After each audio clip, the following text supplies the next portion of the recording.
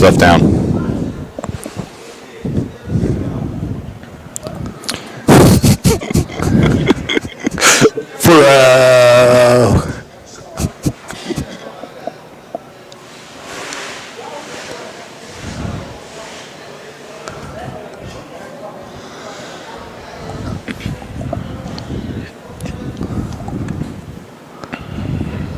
Wait for it. Wait for it. Well, hello there. Ladies and gentlemen, boys and girls, children of all ages, it is here. NFL Christmas has arrived. It is draft day number 1. Welcome in, ladies and gentlemen. The Rob Brown Show is on your radio, a very special edition of the show, and we'll tell you why here in just mere moments from right now. I am the ever so humble yet dashingly handsome Rob Brown, sitting to my left today. No metaphorical glass in between us, because the man in the box has been let out to run wild, brother. The great one, Lonzo, sits next to me here at Twin Peaks on Woodruff Road in Greenville. Zoe, how does it feel to be in public? I can say one thing. I'm sure you scared everybody in this building half to death. It's empty right now because it's not open till 11 o'clock where we are. But Rob Brown, as lousy as in an empty room, is a mistake. I can hear the echo of me over the headphones, ladies and gentlemen. But the good news is that while the building is empty now, why? Because the incredible cast and crew here at Twin Peaks is getting it all set up for you. Why? Because the doors open at 11 a.m. At 11, you, who I assume there must already be dozens and dozens of the Armada sitting outside waiting ever so anxiously for that 11 o'clock bell to hit, so that they can jump on in and come hang out with us here at Twin Peaks. The doors open at 11, and when they do, it is full tilt all the way up until the Carolina Panthers officially go on the clock this evening, live from Kansas City, draft day number 1, and we have got you covered all day long. Lonzo and I will be live all the way up until noon o'clock p.m. Then we're going to hang out afterwards. There's a big old long table right there that we're going to move on over to. Get us some of those burgers, some of those hot wings, some of that 29-degree. By the way, right now, it's 26.8-degree beer, according to the sign over the bar. Grab us a couple of those cold brewskis. The Rise Guys P1 Lager is on draft here at Twin Peaks today. And then, while that's happening, Jim Rome will have you from noon to 3. Then, at 3 o'clock, Diesel and Mark Ryan will take over. Offsides with Mark Ryan, and Diesel goes live right here at this same table at 3 p.m. today. They're going to take you all the way up until 7 o'clock. Then, at 7 o'clock, Diesel and Mark are going to be hanging out here, getting ready for the first round of the draft. And on the air, we will have CBS Sports Radio's national coverage of the National Football League draft. They will take you from pick 1 all the way to 31. Yes, there's only 31 this year, ladies and gentlemen, because the Miami Dolphins have forfeited their first-round pick. Why? Because they tampered with Tom Brady. We'll talk about that later on in the radio broadcast. But that is a weird way to phrase it, isn't it? No, it tampered with Tom Brady. Tampered with Tom. I wish someone would have tampered with him like 20 years ago, and maybe he would have went away. A little tampering never hurt nobody, right? Well, except for Miami.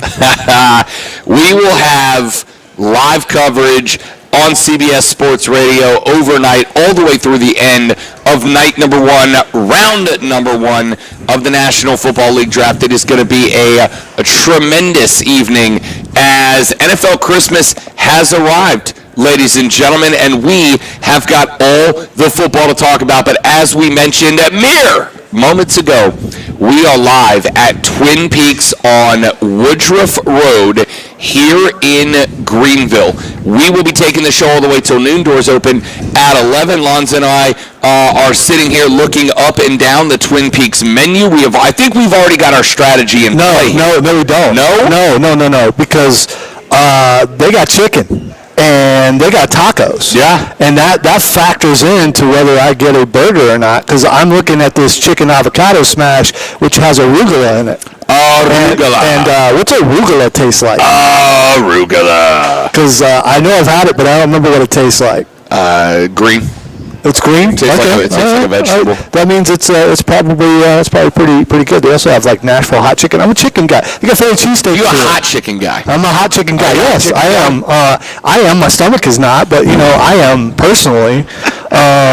They've got what's a smoked pork cubano? A Cuban, but with pork. Okay, what's a Cuban? I don't know what a Cuban Cuban sandwich comes on pressed flat bread. It's usually going to have you some lettuce. It's going to have some pork on there. Going to have a tomato, but it's also going to come with a spicy yellow mustard. Oh, I love it. Rob, they got a spicy meatball parmesan. I don't hate that at all. It's all beef house-made meatballs, hoagie roll, marinara, mozzarella, parmesan, and parsley. I don't know why we need the parsley, but I guess it's garnish. You gotta have some green in there. It's garnish. They got cheesesteak, Philly and Texas style, and street tacos.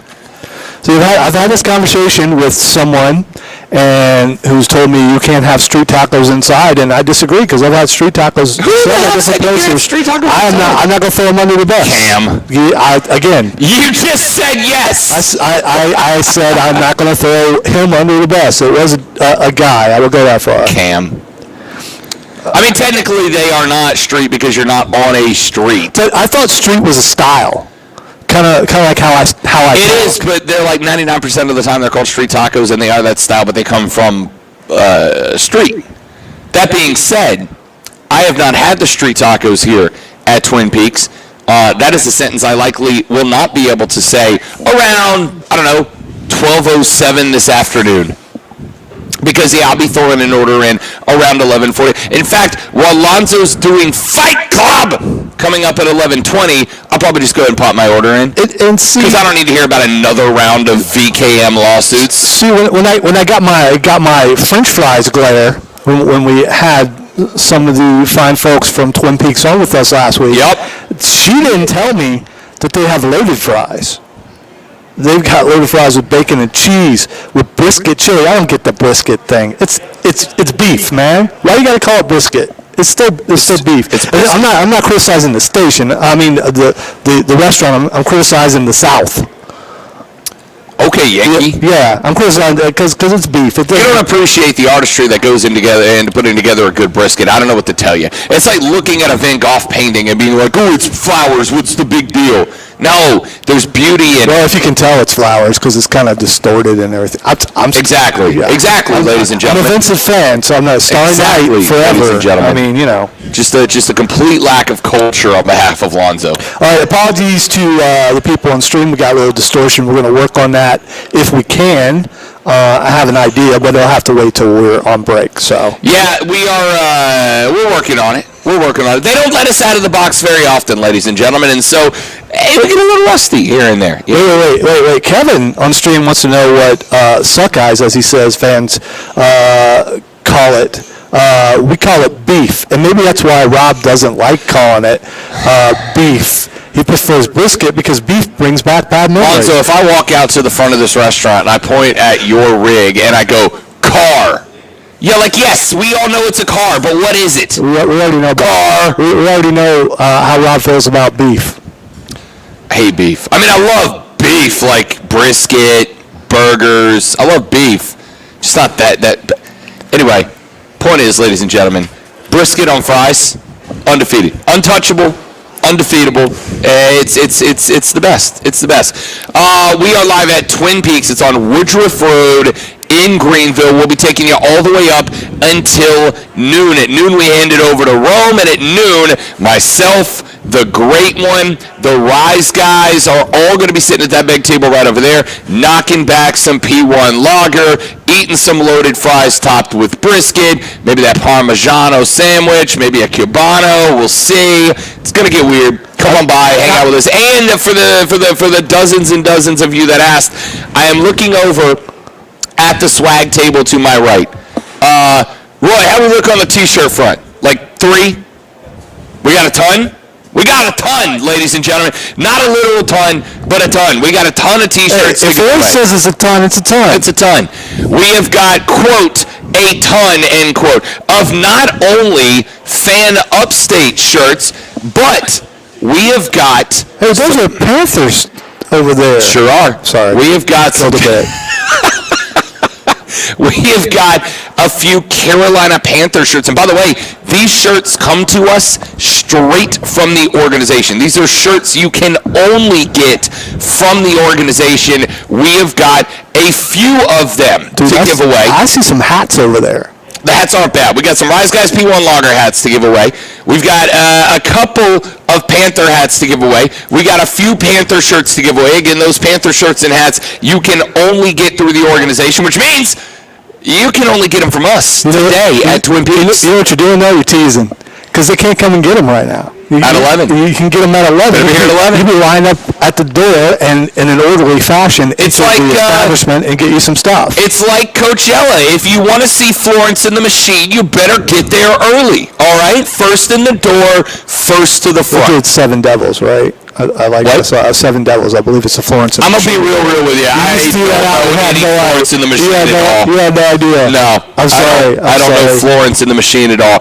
Point is, we got the stuff. You should come get this stuff at Twin Peaks. Doors open at 11, and then we are going to be hanging out the rest of the day. We have got a ton to talk about on the radio broadcast today. Obviously, as NFL Christmas has arrived, ladies and gentlemen, the Carolina Panthers are unofficially on the clock until 8 p.m. when Roger Goodell welcomes us all to the National Football League draft. I'm going to start Can I ask you a quick question about Goodell? Because I know he's one of your favorite guys. Yeah, big fan. You probably haven't seen the NFL Network commercials, but they have different fan bases like watching on TV. Right. And they have the commissioner coming out and they're booing at home. Yeah. Yeah. I'm proving that I was right about something. Okay, no, I believed you. No, I mean, it wasn't for, hey, I'm right. But It was a little bit. No, well, anyway. So, Roger Goodell deserves to get, if your question was, does Roger Goodell deserve to be booed? The answer is endlessly and eternally. Here's my question. Is this a marketing ploy to try to quell the booing by saying it's popular to boo? Because if it's popular to boo, then people are going to stop booing. It's a wrestling tactic. And will it work? Are they going to boo him in Kansas City? Do you just automatically follow the mass mind and boo a man because everyone else is booing that man? I boo Roger Goodell. Best commissioner in all sports, by the way. Leave my table. It's not your table. Leave my This table belongs to Twin Peaks. Leave the Twin Peaks table. I can't believe you just said that. And Adam Silver's right there. Yeah, well, whatever. Roger Goodell. I think Adam Silver's an alien. He just does. I think he's here visiting. Roger Goodell doesn't deserve the hate that he gets from everybody else, and especially from you, because I don't know what he's done to hurt you. I'm a Saints fan, dude. Everything. All right. Everything. You're gonna break stuff. Good. I blame it on Roger Goodell. Expense him. All right. Okay. So go ahead and talk about that missed call that was Roger Goodell's fault. And then they instituted challenge for pass interference, and it didn't stick. Just to be clear, we are talking about the Roger Goodell who made it his life's mission to get a team in LA, and then it just so happened, coincidentally, if nothing else, to be that the team from LA got the most egregious missed call in the history of the National Football League to send them to a Super Bowl in their first year in LA. That Roger Goodell. That's what I thought. James on the stream, by the way, we're live on Facebook, YouTube, Twitch, and Twitter. James on the stream says, why would the fans in Kansas City boo Goodell after the gifts he gave them? Yeah, I mean, he wrote the script. He wrote the script that said Kansas City is going to win the whole thing. Together. Yeah, because we know the NFL is scripted, so, I mean, it's all coming together. Yeah, that's why I'm a Goodell fan, because of all the gifts he's given Kansas City. Kevin wants to know if you know anything about the air supply show at the Spartanburg Auditorium this I weekend. hate you, Kevin. Do you want to go see Air Supply? No, I don't want to go see Air Supply. Roy, can you get us tickets to Air Supply? Stop it. I don't want to see Air Yes, Supply. he says he can get us tickets to see Air Supply. If you give me tickets to Air Supply, I'll catch them on fire. Dramatic, but I like it. All right, ladies and gentlemen. Here I am, the one that you love. Oh, gosh. Now it's in my head. I hate Banger. I hate After banger. After banger. You know what? This is gonna shock you. I prefer you sing country all day than to ever hear an Air Supply She song. thinks my tractor's sexy. Okay. Ladies and gentlemen, let's run to our first break of the day. Again, we're live at Twin Peaks. Don't come here. I mean, do come here yet, but you got to hang in the parking lot. Bring a cooler and a patio chair. Sit out front. Relax a little bit. At 11 o'clock, the doors open. We got Fan Upstate swag giveaway. We got Panther swag giveaway. And Lonzo's got hand hugs to give out. So come on by Twin Peaks. Doors open at 11. We would love to see you when we come back. A Philadelphia talk show radio host has pulled a Mel Kiper. He has put his job on the line based on what the Eagles do with their first round picks. So I am going to ask you, what is the thing your team would do that you would bet your job over?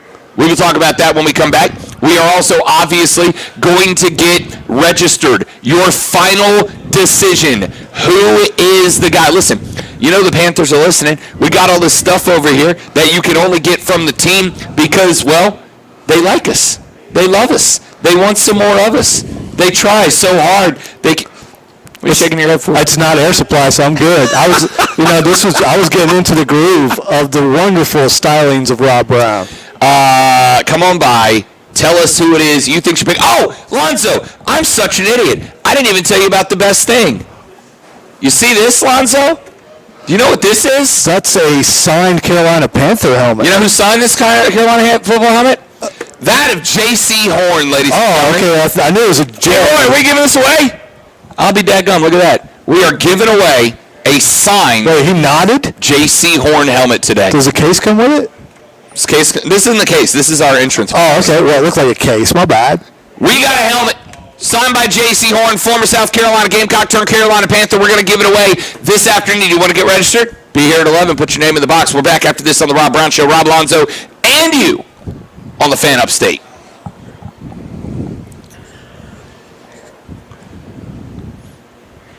Bow, bow, bow.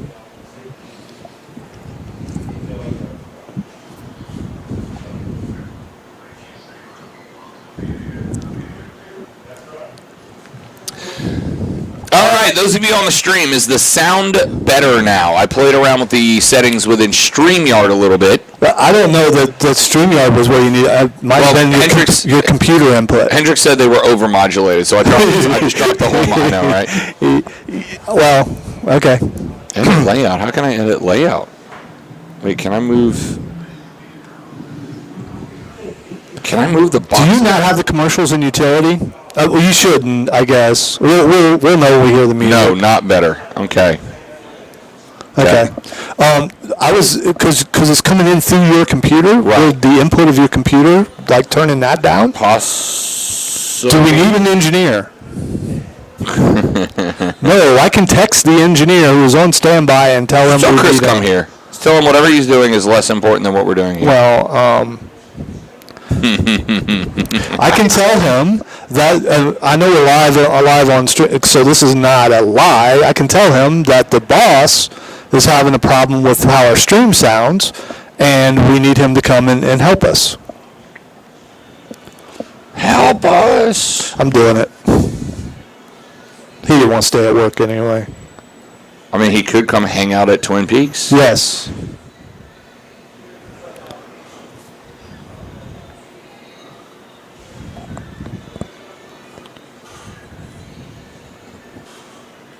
Okay, so we're good over the air. It's just the... It's the stream. Of course we do, Tim. Come on. Come on, Tim. I mean, you know. Someone's calling me from Union, South Carolina. I don't know anyone from Union, so I'm not answering the phone. I'm going to disregard what Luke just said.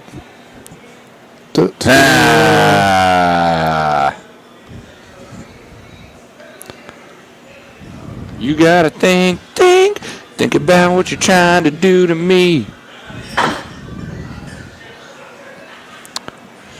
Your voices sound like the beginning of Intergalactic by the Beastie Boys. Cool. I actually love that.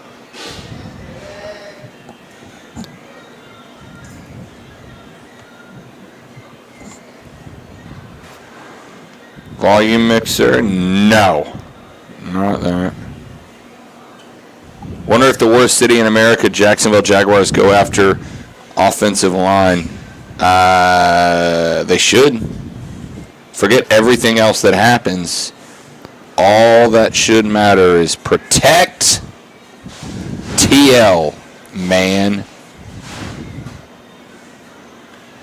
All right, let me see if I can just bring down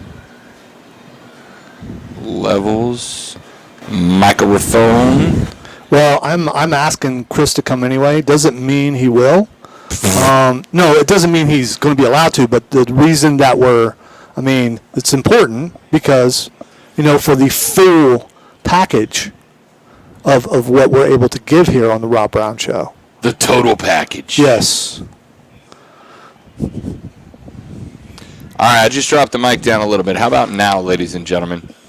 Y'all sound like if you hold two cell phones together on speakerphone too close together. We're working on it. I'm doing my best, man. Yeah, we are. It's my fault. I don't take instruction well, and no, it's not my fault, dude. I've done this a bunch of different places. We're just struggling a little bit, and we need help. Outstanding. You can keep the music and utility, and then we'll know when we're coming back. But we also will need to hear the liner, obviously.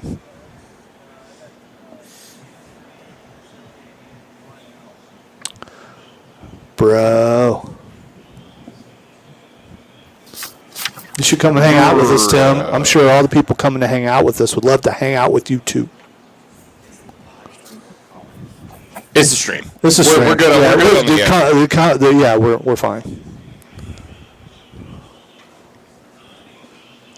RESPEC. No, you should have said panic, need engineer. Panic. And put 3 exclamation marks.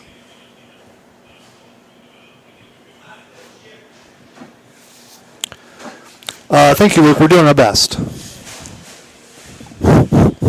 I gave my best, but I guess my best wasn't good enough.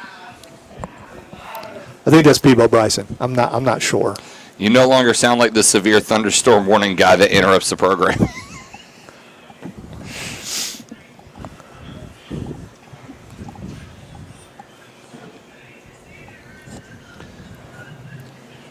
The Rob Brown Show is on your radio, ladies and gentlemen. It is the Fan Upstate. Howdy, y'all. Happy Thursday. More importantly than that, happy NFL Draft Day. It's a holiday. It should be a national holiday, and so should tomorrow, so that we can all celebrate today. Celebrate, that is.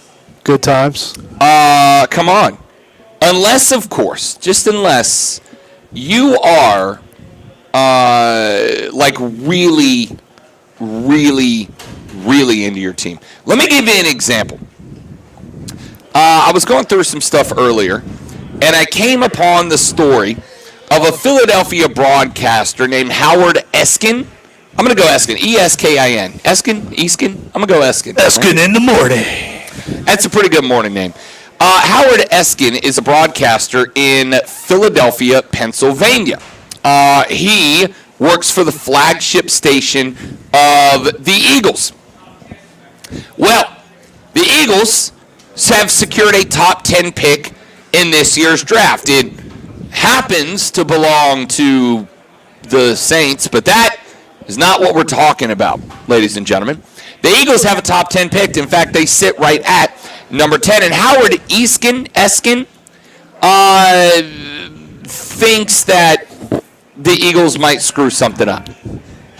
He said on another radio show in Philly where he was being interviewed about the Philadelphia Eagles draft plans that, quote, if they draft Bijan Robinson at number 10, I will retire. And it will be longer than the 1 minute and 23 seconds that Ray Didinger retired, and I love Ray. You don't run to win games. There's more value in other picks. If you don't have good players on the offensive or defensive line, you're going to win squat, nada, nothing, end quote. Wow. He said if they pick a running back at 10, he's going to retire. Now, we've heard that before. Mel Kiper Jr. said at one point that if, what quarterback was it? Clausen? Was it Clausen? Jimmy Clausen? I think it was too. Let's go with Clausen. He said if Jimmy Clausen doesn't end up being that dude, that he would hang it up and call it quits. That, of course, was 13 years ago. Jimmy Clausen, shockingly, not in the NFL anymore. It hasn't been for a minute because he wasn't good. He just wasn't good. So Mel Kiper Jr. did not hang it up. Howard Eskin says, hey, look, if they go running back, I'm out. I'm done. I'm retiring. I'm calling it a career. Es no más broadcasting for me. I don't honestly think he's wrong, but that is a hell of a stance to take. He's not going to do it. I mean, how many times we've heard, I brought this up before, I'm going to do it again. I'm moving to Canada if this person is elected. I'm doing this if this happens. I'm going to retire if they draft a run. I mean, what good does it? I mean, it shows your passion for the team, which you were talking about before. It does show your passion, but at the same time, it's kind of dumb because do you think that Philly's going to go, oh, no, wait, man, that's my guy. That's my guy on the radio. I can't, no, man, I can't do that. Because if we draft him, we were going to draft him, but he's going to retire. Who am I going to listen to in the morning? Never mind. I have made it 15 years, 16 years in this industry. Let's see, this fall will be 16 years. I made it 16 years in this industry. And there's a few lessons that I've taken out of it. One of them, perhaps the biggest one of them all, is don't bet your job on anything. Because here's the thing. Much like any other bet, you can be a Welch, right? You can be like, no, I'm not doing it. I know I bet that thing and I know I lost, but I'm not doing that. I'll refuse to do it. You're probably not supposed to say this. You could be a non-man. Yeah. Yeah. I mean, you can take the coward's way out. You cannot man up. You can go, yeah, I wasn't serious. You can't hold me to that. Yeah. No one likes a Welcher. Here's the problem. If you do that, it's your legacy now, right? Now, let's just and you can never bet again because people will bring that up every single 100%, time. Yeah. 100%. Now, let's call the spade a spade here. The Eagles are not going Bijan Robinson at number 10. All right? As good as Robinson is. According to the Rob Brown mock draft, which is done, right? It is. Oh, okay. It is. They're not going running back, right? Because we have learned at this point, you don't draft running backs in the first round. You don't do it. The shelf life is short. The productivity works for a couple of years, right? Now, very rare is the exception. I was going to say, you get a guy like Saquon, though. I mean, some guys like that are such a rare talent. Right. I'm okay with it in the first round. Is Bijan Robinson in that class? Who? Right. Bijan Robinson's a very good running back out of Texas. Very, very good. In fact, I'd be willing to start taking a look at Robinson probably mid to low second round, which is honestly even higher. Running backs are much more easy to acquire nowadays than they were a handful of years ago. But unless you give me a Reggie Bush out of USC, unless you give me a Saquon out of Penn State, unless they are just a generational talent. A guy that even non-football fans look at and go, that's a dude right there. That's a guy. We know that guy can go. Unless they just stand out as, this guy might be one in a lifetime, you don't pull the trigger. You can get that guy later. And if you can't, there's going to be a handful of running backs available. And if not, there's going to be one somewhere out there available in free agency basically every year. Miles Sanders is a Carolina Panther. Where was Miles Sanders at the end of last year? In the damn Super Bowl, right? But Miles Sanders asked for a decent amount of money, and Philly went, no, we good. So Carolina got him at what equates to a steal. He's going to be big for the Carolina Panthers this year. How are running backs treated in the NFL? Christian McCaffrey is now a San Francisco 49er. It wasn't because Carolina didn't love Christian McCaffrey.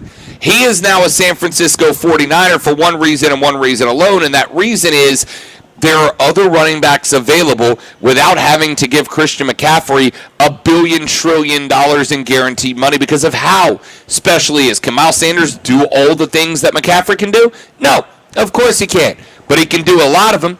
And then, oh, by the way, you got Chuba Hubbard behind him as well. So running backs ain't the play. What would your team do that would make you test your fandom? Yesterday, I was cruising the Reddit boards because I was bored. And I saw a thread go up that said, what if the changed draft odds were based? What if they were real? And what if the Panthers announced tonight they're taking Will Levis with the number 1 overall pick? And the most popular answer on the board by like a lot, Lonzo, was, I will be entering the fan transfer portal. Yeah, I don't believe that. I don't. As far as Levis goes, he's taller, and I still am going with C.J. Stroud, but as long as it's not Anthony Richardson.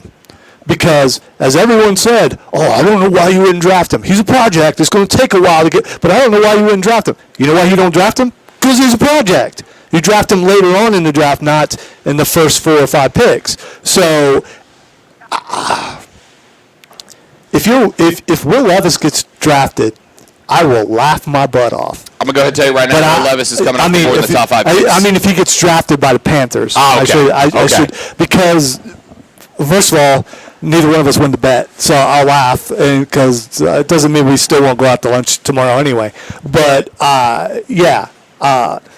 so that would mean that Reddit user that came out there and caused the odds to change. It had to be more than just one guy saying that. By the way, they asked Levis about it yesterday, and his answer was, and I quote, don't believe everything you read on the internet.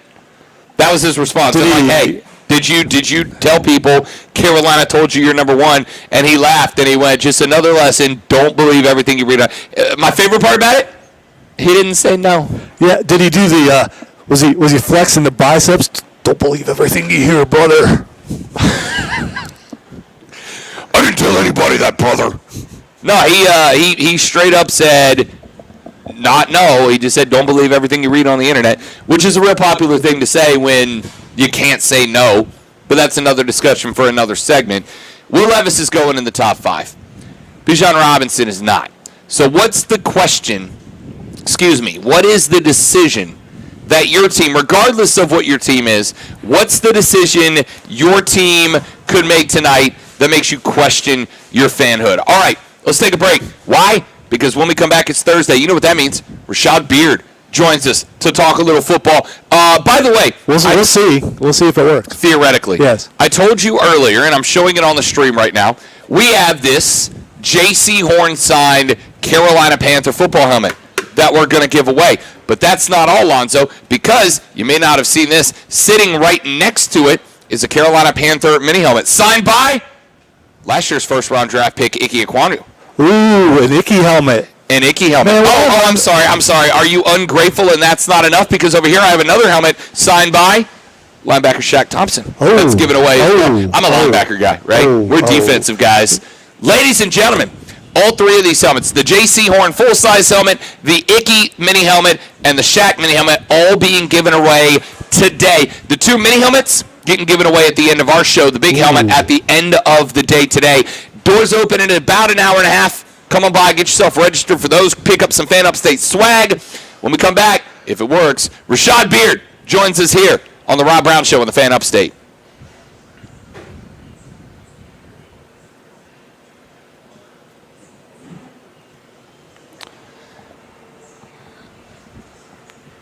Do you think I should have Rashad on the phone?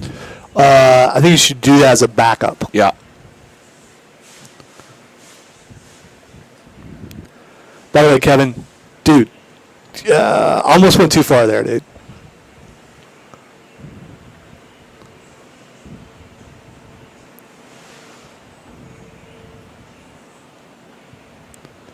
Yeah, I don't see them trading Josh. But you never know. Josh Allen. No. Josh Allen. That was Thunder. No, Josh. Or there was a car crash on Woodruff Road. Or never mind. There's a. That's a garbage truck. That's a garbage truck. Yeah. He could have just. No, I don't know. Well, anyway, it is raining. It could be storming. So we got to ask Rashad if he's willing to run down here and put his name in the hat to try to win that big helmet over there.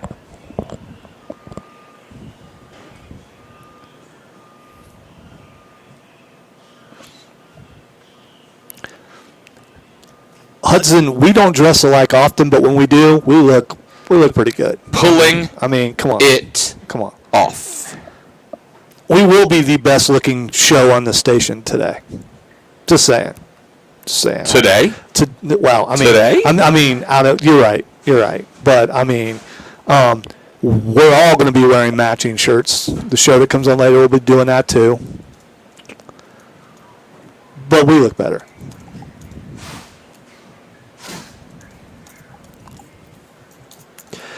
Keegan is asking about the glasses. This is my Clark Kent. It works sometimes. It does. I've been places, thrown the glasses on, thrown the hair up, and people didn't know it was me. For the fan, and I usually keep my hair down on Saturday night, so people recognize me for Word with the hair down, which should be the exact opposite. All right, let's see if we can get Rashad up in here. Tim, can you tell him what pot the... Well, we wouldn't be able to hear him until he's actually on the air. Gotcha. Because he can put him in queue, but... we wouldn't be able to hear him. Why can't I... Rashad, can you hear us? Okay. So we're on remote, obviously. We won't be able to hear you. I mean, he could talk. Say something. What's up, guys? Told you. Yeah. Yeah. So we won't be able to...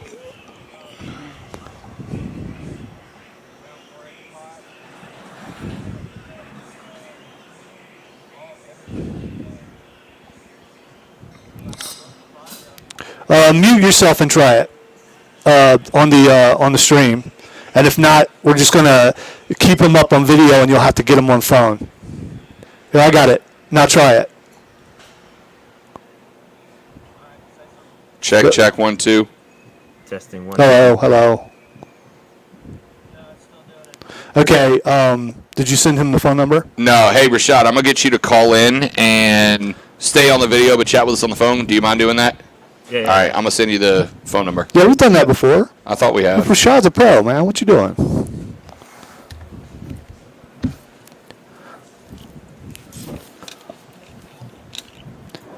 Rashad, we're giving away a full-size JC horn sign Panther helmet. I know you got some helmets back there. I don't know if you want to run up here and... Well, it'll be run down here. It'll be run down here.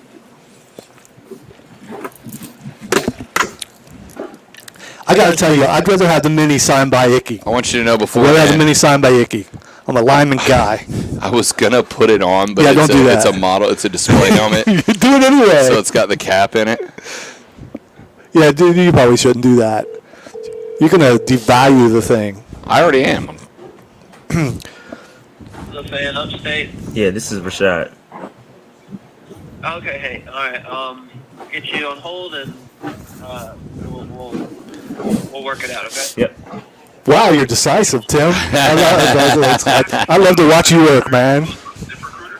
So you need to stop that. Here's what we'll do. When we intro him, should we leave him on StreamYard just to see if it works, and then if it doesn't, bail to the phone? No, he can't. He's not going to bring up StreamYard because it already echoes. Okay. So he's just going to bring up the phone. Yeah. Okay. So he's still going to be. We're still going to get the video, but yeah. You got that right, Tim. Just bring him up on the phone. Okay. And that is some behind-the-scenes stuff right here that you only get exclusively on the stream on YouTube and Facebook and Twitch and Twitter. I know you're better people for it. You're welcome.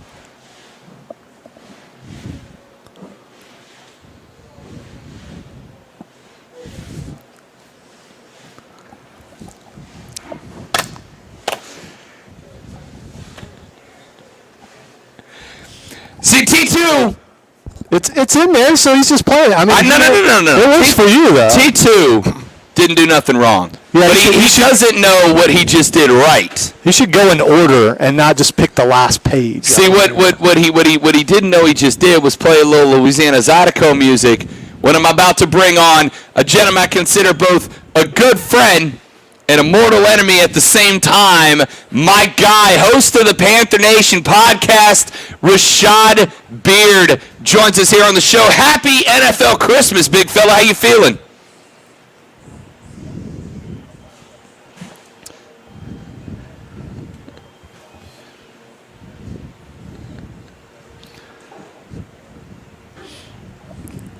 I don't know. It felt all right to me. I didn't hate it.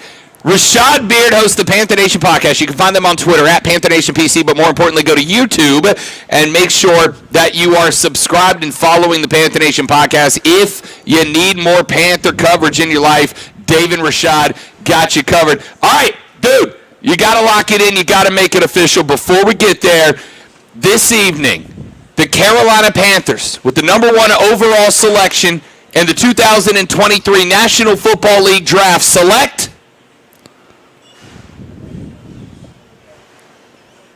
Boo. Boo.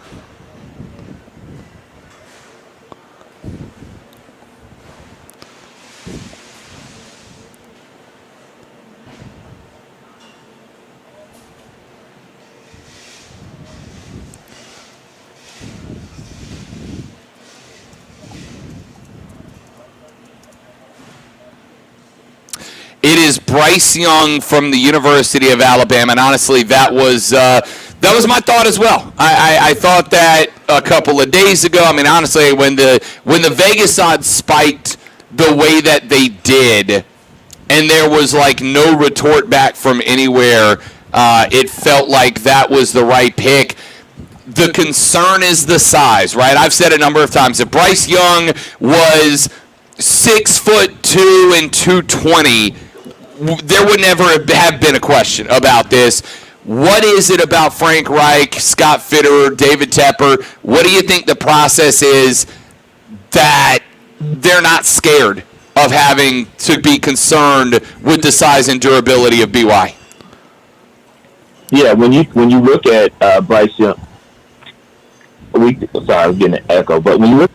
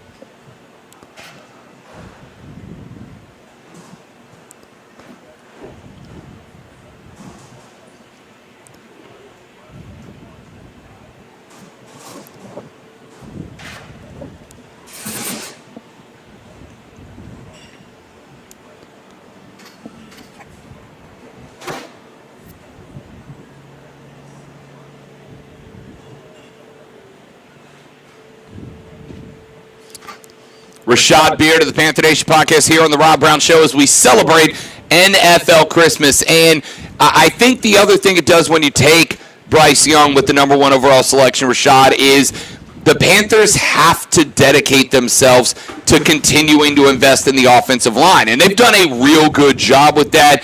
Icky really started to find himself later on in the season. Bradley Bozeman is back to anchor the middle of this thing this year.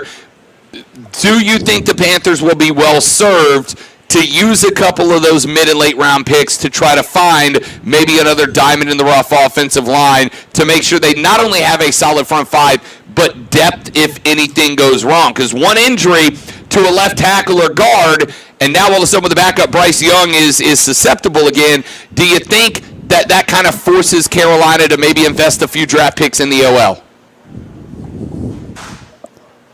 The answers are on the roster, but I do think we need sort of a swing guy, a guy that can play tackle, can play guard, can play center.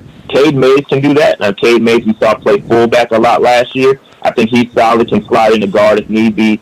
The good news is that Brady Christensen, we heard yesterday, is ahead of schedule from returning from his injury, so that's a positive. I still think Corbett is rehabbing, so we'll see where he is come training camp. A guy to keep an eye on, a guy we talked about a lot in the past is Deontay Brown, the guy from Alabama, the big monster. We still have yet to see him hit the field, so I do think we have a couple of guys that are on the roster, but I do agree with you. Maybe one pick that's a swing tackle that can play all across the line. But the good news is that the front five, the starting five, are solidified, and I feel comfortable in that. And you listen to Scott Fitter talk about that. He said, hey, we invested in the defense, we invested in the offensive line, and now we're ready to lock this guy in, and he's going to be successful from day one. And now he's also got the coaching staff. I mean, everything is pointing for this to be successful. I'm excited, man. I really think we are in a good space. We built this the proper way, and now we're going to pop Bryce Young in. It's going to be good to go from day one, man. Rashad Beard joining us here on the Rob Brown Show on the Fan Upstate. Look, I think all of us except Lonzo are convinced it's BY at number 1 overall. So we've kind of hit a couple of different conversations about pick 39. The good news for Carolina is being the only team in the NFL draft that doesn't really have to plan contingency plans for their first pick, right? If you're Houston, you got to have different plans based on what Carolina does. If you're Arizona, based on what Carolina and Houston do. Carolina basically gets to pick their number 1, which means they get to put a little extra focus on pick 39. I've kind of boiled it down to, in my estimation, you go wide receiver or you go cornerback, and whoever you've got highest on the board at one of those two positions is the right move. Do you agree with that, or is there another spot you'd like to see addressed at 39? Yeah, I think edge needs to be addressed as well. We don't have a consistent edge opposite of Brian Burns. There's some guys that, have the potential. You talk about Amari Barno, who is a speedy guy, who ran like a 4.3 as an edge rusher, which is insane. But I think he's a little bit unproven. So I think edge rusher needs to be on that list. But I think the other two are spot on, too. If you have a top corner, like a guy, Cam Smith, who's from South Carolina, I think he is a great option at 39 if he's there. Wide receivers, Josh Downs, if he's there. Zay Flowers, if he falls, I'm running to the podium. There's a lot of guys I would agree with taking at 39 from a wide receiver standpoint and a cornerback standpoint and an edge rusher standpoint. There's a lot. And I also think that could mean that, and I think Scott Fitter mentioned this yesterday when he was talking to Panthers media, is that he could potentially trade back. If you see a bunch of those guys there, if you see 3 of the 4 names, and I can trade back 4 or 5 spots and ensure myself to land one of those guys and still pick up an additional 3rd round or 4th round pick, I can see them doing that. It wouldn't be the first time that the Panthers trade back, but if the guy's there that you really, really like, you also got to take him. The only caveat to that is that we don't pick until the back end of the 3rd round. So then we're a long wait, 39 to like pick 90-something. Or we were sitting there kind of twirling our thumbs unless we trade back up, which may or may not happen, but it's gonna be a long drought from pick 39 to the end of the 3rd round. It's really interesting because I saw that presser or that interview from Fitterer as well, and it's interesting you had that read on it because I kind of thought the opposite when he said, "Hey, look, we're looking to deal." I'm like, "Oh, they might be trading up a little bit, right?" You're sitting at 39. There's really 2 elite cornerbacks in this draft, and then there's 4 or 5 that are probably first-round grades but bottom end. But that's a position that's had a lot of value on it in the draft the last couple of years. There's probably 3 or 4 elite wide receivers, but then there's a group, Jalen Hyatt, Josh Downs are in that group, that are probably first-round grades that, depending on what run happens, the way I read it, the comments from Fitter, or I should say reacted to, was it sounded to me like Fitter was looking and going, hey, look, we got eyes on some guys. If they start coming 1, 2, 3, 4 off the board on a little bit of a run, we move up. We make a play. We got the capital to do it. I could also absolutely see if, there's no wide receivers off the board sitting there at 31, 32, and you know that they're going to get pushed back a little bit. Maybe it is worth the trade back. I guess the point, Rashad, is I could really see Fitter pulling a trigger to go both ways depending on what the best situation works out to be. No, I 1,000% agree with that. Both ways, that's completely an option.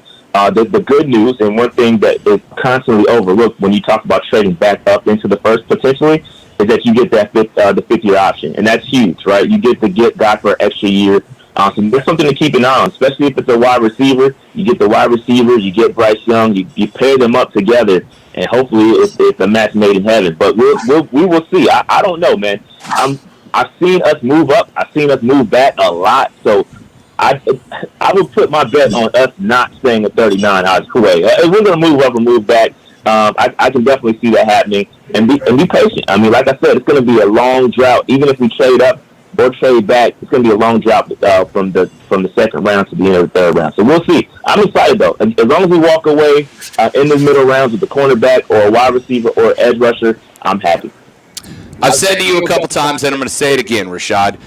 The biggest compliment that I can give Frank Reich, David Tepper, Scott Fitterer, is that as a guy who, let's call a spade, gets paid to be a Panthers fan or pretend to be one on the radio, right? Let's pull back the kayfabe a little bit.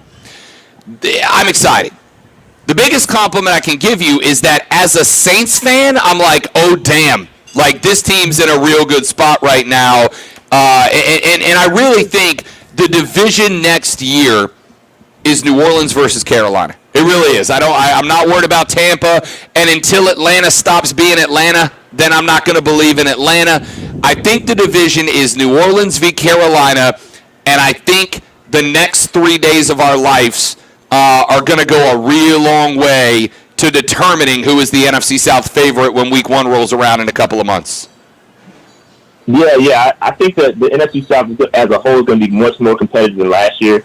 I got to give Atlanta a little bit of credit. I hate to do that, but I got to give them a little bit of credit. They're putting together a decent little offseason. The secondary is solid. And they met Jesse Bates. They got Okuda now. Depending on what they do with that quarterback, because the way these quarterbacks, if they fall, right, and they happen to land a C.J. Stroud, or I'm not necessarily concerned about Will Levis, it's really C.J. Stroud or AR-15. If they get one of those guys, it could be a nightmare for the entire division if they decide to start him. So I don't know. If they stick with Ritter, I'm much less concerned. I think Ritter's talented, but much less talented than the guy C.J. Stroud. But I agree with your notion that, the Saints, Panthers, I think that's going to be a battle. I think you guys are aging a little bit. Cam Jordan, your star edge rusher, I think he's getting a little up there. Defense a little up there. You got Carr. Those guys. I'm not really concerned about Carr like that. But we get this young Bryce Young in here, and it's going to be nightmare for the division for the next 5-10 years potentially. And I love it. The coaching staff, everything is in place. We got good weapons. We got a defense that is going to consistently improve.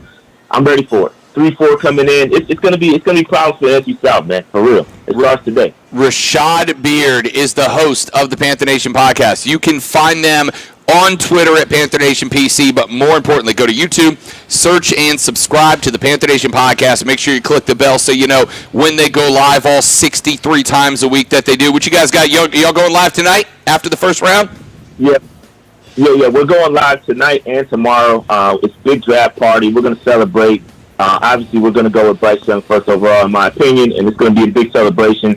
I cannot wait. We're going to watch the rest of the draft. We're going to react to the Saints pick. We're going to react to the Falcons pick. We're going to react to all the NFC South moves, and kind of give our opinion on and grade each pick as it goes along. So it's going to be fun tonight and tomorrow. He says Bryce, Lonzo.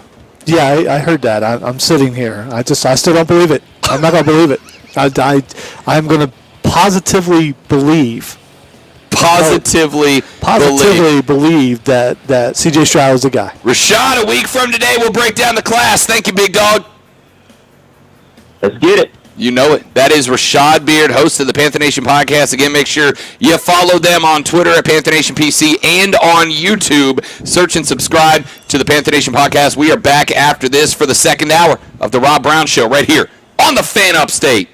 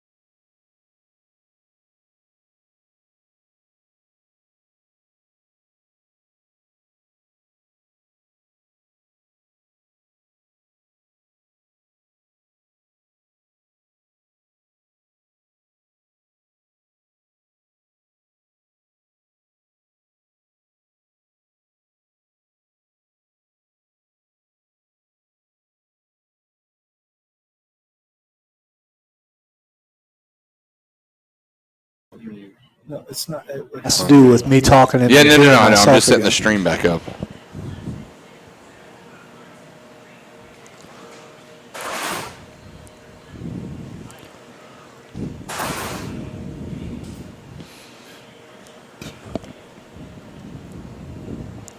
We need to hear the music.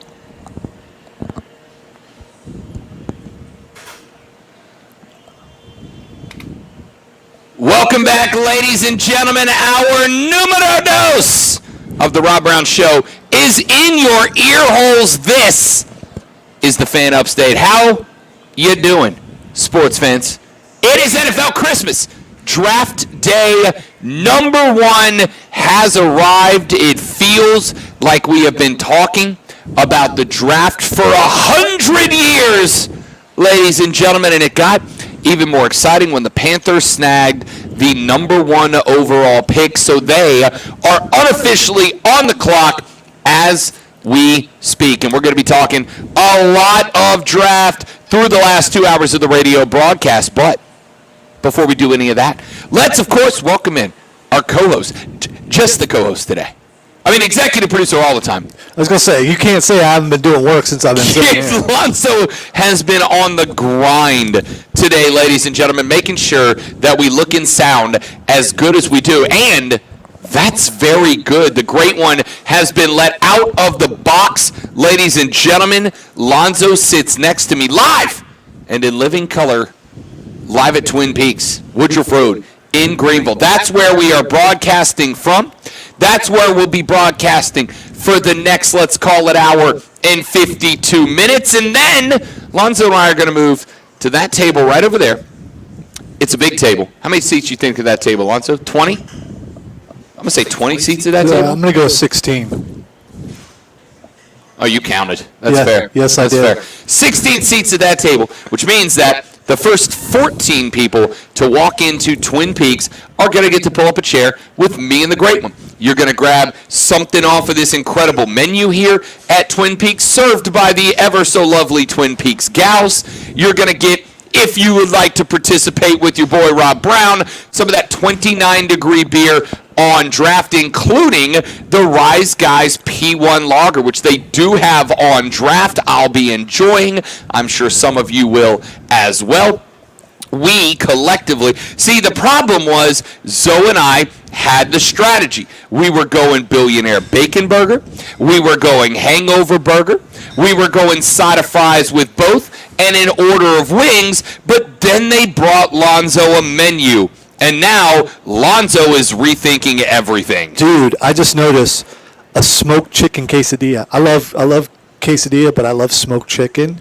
They also have spicy meatball skillet. A spicy meatball. A skillet. All beef house made meatballs and marinara, mozzarella, toasted garlic bread. I mean, in a skillet. They've got. We talked about wings last week. Of course, they've got wings. They have the boneless, bone-in naked, or breaded. What's that mean, bone-in naked? You don't bread them before you fry them. You Oh, fry okay. them skin Okay. on. There you Yeah. go. I like it that way. Sauces, let's see. They got smoky sweet barbecue, bourbon teriyaki, garlic parmesan, hot honey, spicy Thai chili. They got some really good ones. I'm not going to name them all because there are multiples. But they have tacos. They have sandwiches. They have burgers. They have a ton. I mean, if you look at the Bites menu, which is something that if you come here tonight, which you should, to watch the NFL draft, you're going to want to, you and your guys buy a bunch of different of these little Bites things, and then you guys can share. And there's a ton of that. I'm looking forward to, here's the problem we're going to have. They open up at 11 o'clock. So in about an hour, we're going to start smelling the food. That's going to be difficult for us to concentrate. It really is. But I can't wait for that because I can't wait for the food. And can't wait for you guys to come down because not only are you going to get the awesome food here, but you got a chance to win some stuff. Yeah, some stuff. Well, first off, you got a chance to just get some stuff, right? Because on the table immediately to our right, there are a handful of Fan Upstate shirts that you can come pick up. And when I asked my guy Roy, our production manager, the guy who's running the show here at Twin Peaks, I said, Roy, do we have a few Fan Upstate shirts, some swag to give away today? Everybody loves swag. Everybody loves swag. He said, we have a ton of them. So, ladies and gentlemen, if you have been wanting to get your mitts on a Fan Upstate shirt, today's your opportunity. But that's not all, because also on that table, in much more limited quantities, we have some Carolina Panther t-shirts that we are going to give away. Those t-shirts come directly from the Carolina Panthers organization. You can only get these particular t-shirts from the Carolina Panthers organization, which means you can only get these particular t-shirts today right here at Twin Peaks. So if you would like to be one of a very small, you know how exclusive these shirts are? When we showed up, I was like, Roy, let me get one of them Panther shirts, dog. And he said, no, we don't have enough of them. We've got to save them for the listeners. So you will not only be one of a very small number of folks who have this franchise exclusive Panther t-shirt. I don't even have one, all right? And I have everything because I am a louse. I'm a leech. And if free stuff shows up, I want it. No, he's a 1%er, and they expect to be given stuff. No. That's what it is. No, I'm not a 1%er, and therefore I need the stuff, all right? But I don't even have one. You can if you come by Twin Peaks. I'm going to tell you right now, those Carolina Panther t-shirts, I don't expect them to last very long at all. So if you want one, you need to be here in 54 minutes when the doors open. We do have the Fan Upstate shirts. We have got Rise Guys P1 Lager baseball caps that you can pick up one of those as well. We are going to be giving this stuff away until we ain't got no more stuff to give away. You know, when we're done, it doesn't end. No, it does not. Because the Rise Guys are going to be here Yep. from 12 to 3, and Mark and Diesel are going to be here from 3 to 7. That is correct. Taking you right into the NFL draft, which you can watch on the 100 screens. Now, we were told there were 100 screens. I haven't counted them, but looking around, it looks like there's 100 screens. Everywhere you look, there is a TV screen. Let me put it this way. Lonzo and I are sitting over in the back corner, right? We're in a spot that there's not ordinarily a table. Well, right? when you walk in, you're going to see us, for sure. I am sitting in a spot that I can see, and I'm talking about screens that I could watch actively. 1, 2, 3, 4, 5, 6, 7, 8, 9, 10, 11, 12, 13, 14, 15. I can see 16 screens just where I am, right? And we're not even in a spot where there's a table on. So if we sat at that table right over there, the table right out to our immediate left, that's an 8-top right over there, ladies and gentlemen. There's an 8-top right there. Thank you, big dog. There's an 8-top right there. And that table has 1, 2, 3, 4, 5 television screens wrapped just around it. That table right there, you could come here on an NFL Sunday and watch 5 different games without even having to turn your head. It's incredible. It's incredible. Twin Peaks is a phenomenal place to watch the draft. Why? You might ask. Well, not only is the draft happening tonight, the NBA playoffs are happening tonight. The Stanley Cup playoffs are happening tonight. Major League Baseball is happening tonight. And if you, like me, just want to watch all of the things, you can't do better than Twin Peaks, because not only are you going to get to listen to Offsides with Mark and Diesel live and in person, but you can pick any table in Twin Peaks and see no less than 10 television screens at any single one of them and be able to watch all the things, ladies and gentlemen. So, come on by Twin Peaks. They're going to open the doors here in about 51 minutes. We have got Fan Upstate swag we're going to give away. We have got Carolina Panthers swag we're going to give away. We've got Rise Guys P1 Lager swag that we're going to give away. You can get the Rise Guys P1 Lager served at that perfect temperature of 29 degrees, just enough below freezing to make sure that it is the perfect ice cold beer, but not cold enough that it turns into a slushy. You know the struggle, beer drinkers. And on top of all of that, if you come by at 11, you are going to get your opportunity to win one of 3 different helmets that we're giving away. I have right in front of me to my left, and I'm putting it up on the stream right this second. We have a Carolina Panther mini helmet that has been signed by Ike Ekwonu. He is last year's #1 overall draft pick, one of the best young offensive linemen in the game. That is sitting right in front of me. On the other side of the table, right in front of me, we have another mini helmet signed by Shaq Thompson, the outstanding young linebacker for the Cats. That helmet's going to get given away. And sitting in between the two of them, we have the full-sized J.C. Horn signed helmet. Former South Carolina Gamecock turned Carolina Panther, and of course, the son of the legendary New Orleans Saints wide receiver, Joe Horn. We got this helmet. The two mini helmets are going to be given away around lunchtime. The J.C. Horn helmet is going to be given away at the end of Offsides around 7 p.m. this evening. If you would like to take home one of the mini helmets, you got to show up within the hour after the show goes off the air and get yourself registered. If you would like to win the J.C. Horn signed helmet, you just need to show up before 7 p.m., come drop your name in the big old bucket, and you, ladies and gentlemen, have an opportunity to take home one of 3 Carolina Panthers signed football helmets this afternoon, courtesy of the Panthers and the Fan Upstate. And of course, on top of all of that, there's a phenomenal drink menu here if you'd like to share one. $18 premium buckets, $14 domestic buckets, $5 margaritas, and you can add for another couple of bucks an extra shot of that Humidor Silver tequila, of which I am a big fan.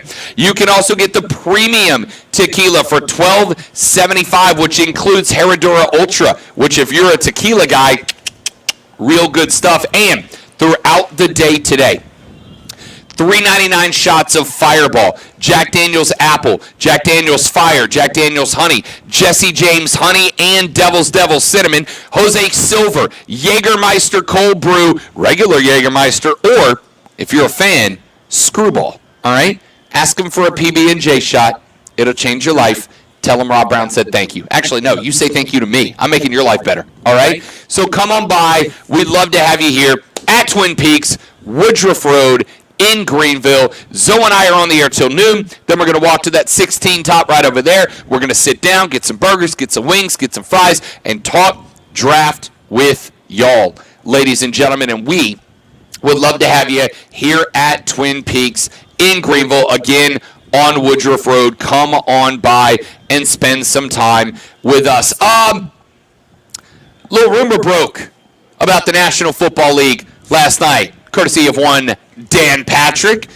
Dano told his Danettes that Lamar Jackson may have found a team willing to make the trade for him. Really? That So team, someone out there is willing to take a shot at Lamar? it looks like it if Dan Patrick is to be believed. Dan Patrick told the Danettes yesterday that the San Francisco 49ers have been exploring a trade for Lamar Jackson. The Niners. Wait. They have Sam Darnold. What do they need? What do they have Brock Purdy. What do they need Lamar They have Jackson who? for? They have who? Brock Purdy. No, that's not good enough. I can't, Brock Purdy. Yeah, I'm not going to do that. Mr. Irrelevant turned very relevant himself. Remember, the 49ers are also shopping Trey Lance, reportedly. That's true. That is true. They are shopping Trey Lance because they believe that Brock Purdy did enough last year to earn a starting spot. But ladies and gentlemen, the National Football League is a vicious, vicious place. And at the end of the day, the only thing that matters is winning football games. If I asked you right now, Lonzo, to bet a paycheck, as meager as it might be, on the San Francisco 49ers to win Week 1 next year, you putting that paycheck on Brock Purdy or Lamar Jackson if they get a full off season to get prepared? Brock Purdy. And don't say you're just doing that no, because he knows the system. They don't have to rework anything like they'll have to do for Lamar Jackson. He knows the weapons. He was able to sit behind a couple other guys, learn everything he needed to learn. He knows that system. Right now, if he is healthy, he is the starter, without a doubt. I'm putting this on the Twitter poll because Everyone's going to go with the popular pick because they're not going to think about it, and they're going to be worried, if I say Lamar Jackson, people will think I don't know football. You can say that about me if you want. A guy who's already in the system and who did really well in the system, if he stayed healthy, he would have been Rookie of the Year more than likely. I'm going with that guy before I bring in a guy that I'm going to have to change everything around for. I don't know how to respond to that. So I don't believe it for a second. I don't think he's going anywhere other than Baltimore if he plays this season. Listen, I don't know that the 49ers are going to get this trade done. And just like everything else, yeah, it's because of the money. We have seen now the quarterback in Philadelphia, Jalen Hurts. He just got fat stacks, big old fat stacks, not as much guaranteed money as Deshaun Watson. And he deserved it because he did something that Lamar hasn't really done yet. He proved all the haters wrong. Sure. He got them to the Super Bowl. How many playoff games has Lamar won? Lamar has won 0? I don't know. But again, I don't think you can chalk that up. It's the old philosophy of quarterbacks always get too much of the credit and they take too much of the blame. Inevitably in the National Football League, it's like when we talk about quarterbacks, as wildly as important as we all agree that they are, right? We agree that quarterback's the most important position on a roster. I think you're going to find very few people, if any, who disagree with that. As wildly as important as quarterbacks are, I think we fall into this trap of assuming that a dub is because of them and so is an L, right? If it's an L, it's because, so-and-so's bad. It couldn't possibly be that the Baltimore Ravens had a very mid offense built like the Packers did with Aaron Rodgers, and the reason that A-Rod of the football persuasion wanted out of Green Bay effectively said, well, if you're so great, carry this half-ass roster to the playoffs for us. By the way, if you're Lamar, of course they both did, by the way. If you're Lamar, you want to go to San Francisco for sure because that team is stacked offensively and defensively. Don't blame him for wanting to go there if he can. Lamar and CMC is deadly. I don't think it's going to happen. We'll find out. I find San Francisco with Kyle Shanahan to be a very intriguing destination for Lamar, and San Francisco might be one of those teams that's willing to pay him what he wants to be paid. Now, I don't know that he's going to get that $250 million fully guaranteed that he wants to outpace Deshaun, which he deserves to do. But I do think they'd be willing to say, we'll give you Jalen's contract, right? We'll give you $252, let's say $255, to make you the highest paid quarterback, highest paid player of all time. We'll make $180 of it guaranteed, so you get more guaranteed money than Jalen Hurts. And if you'd carry us to a Super Bowl like Jalen Hurts did, you're going to make more money than Jalen Hurts does. Actually, you will already, but now you definitely will. And the next contract is going to be fully guaranteed if you show us that you can deliver us unto the Holy Land. I find San Francisco to be one of just a few teams that might actually be a good fit. And according to Dano, they're interested.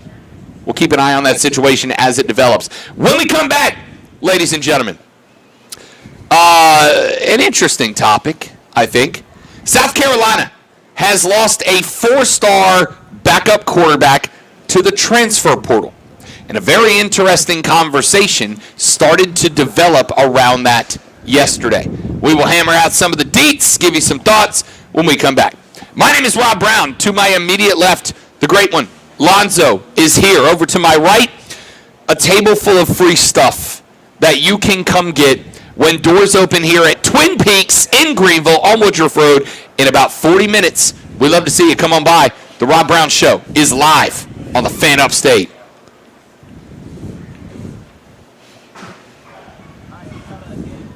Thank you.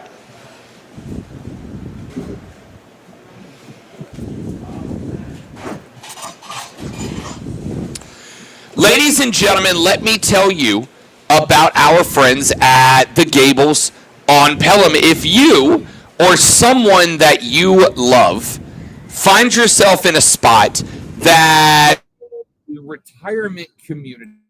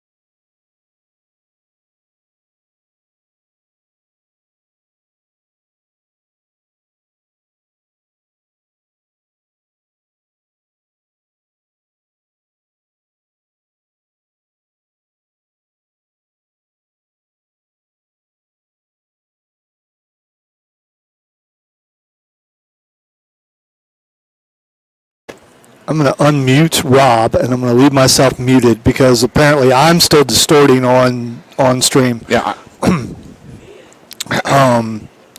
My favorite picks from Saturday were all from Matthew's mom.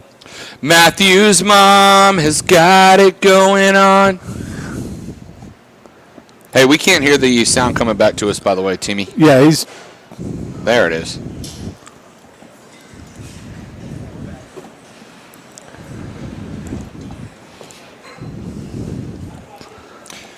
The Rob Brown Show rolls on. Rob, did you notice he comes in louder with the harder stuff? T2 does with that music. Did you notice that? It's like blasting our ears out. If something, if he likes a beat, everything else he like brings down a little bit. This techno stuff. Should he be reprimanded? Just take those old records off the shelf. Tim sits and listens to them by himself. Today's music ain't got the same soul. All right. How many bands or artists have we covered today so far? Quite a few. This isn't a new game for us, buddy. Yeah, but sitting in here, something about sitting in Twin Peaks live, waiting for people to come in and join us in 33 minutes. You can almost picture, or in your head, all that music playing. Can I just tell you how mad I am that they set this J.C. Horn jersey right in front of me, and then they're like, we're going to give it to somebody else. It's a helmet, not a jersey. I hate to... You know what I meant. No, brain's because you're going to make people think there's a jersey here, and there's not. There's a helmet, though, that you can win. This J.C. Horn signed Carolina Panther helmet, full helmet, is sitting right here in front of me. And they're like, hey, Rob, you know this this thing that would make the background of the stream look awesome? This thing who signed by the son of your favorite football player of all time, Joe Horn. His kid is right here. Yeah, we're going to give it to a listener. That's what we're going to do. So one of you jerks is going to win this thing. No, today. you guys, you're fine people, and we appreciate every single one of you. And you should come into Twin Peaks and drop your name in the hopper for a chance. And we're looking at it. It's a big plastic cube, rather, and it has nothing in it. That thing needs to be filled up with people coming here to Twin Peaks to try to win not only that helmet, but we got a couple minis, including the one that I would love to get, the one signed by Iquanu. Got Icky's helmet to the left. And We got Shaq's helmet to the right. JC's in the middle. Your chance to win them. If you want one of the mini helmets, either Icky or Shaq's, you got to come by and get signed up within an hour after the show is over. Around 1 o'clock, we're going to give those away. And then the JC Horn sign helmet gets given away at the end of Offsides with Mark Ryan. So you got to get registered for that one by around 7 p.m. here at Twin Peaks, Woodruff Road in Greenville. Doors will open up here in just about half an hour from right now. All right, let's get, I want to get this story in real quick. Like yesterday, we found out that a highly touted recruit to the University of South Carolina has decided to leave. Braden Davis is that quarterback. He was a 4-star recruit to South Carolina, 6'5", 195 pounds. 3-star prospect coming out of high school, number 27 quarterback in the class of 2022. He signed with the Gamecocks after receiving 29 offers, including 8 out of the Southeastern Conference and, of course, Clemson as well. He did redshirt last season, his freshman year. He did not see any game action. Look, we knew that the QB room was going to be crowded for the Gamecocks this year. We know that. There were 6 scholarship players there. This makes the second of the 6 to hit the portal. Former backup player Jalen Daniels entered the portal when it first opened back in December. He'll be playing for Garden City Community College next season. The Gamecocks did, of course, add a quarterback this offseason when Lenora Sellers came in the 2023 class. We saw Lenoris in the spring game, and Lenoris looked pretty good in that spring game. Now, was he going to jump over?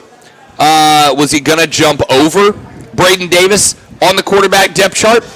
Maybe. Honestly, probably based on the way that he was playing and the fact that Davis had yet to really crack getting any extended PT even in the spring game. So I'm not really shocked by this, right? Like it's kind of one of those things where, yeah, nobody wants to lose a 4-star recruit. You certainly don't want to be dropping guys that picked you over Clemson because it meant that they had bought in here. But here's the reality of the situation. Shane Beamer is doing an excellent job recruiting here. I don't care who you like and where you come from. Shane's doing a great job, certainly in state, no doubt, no doubt about it. And Shane has got a stacked quarterback room. If there is a position you could lose talent from, the quarterback room was it. Now, would it be a bummer to see Braden Davis go somewhere else and end up being an absolute stud? Sure. But you got to roll with what you got. We know what Spencer Rattler is this year.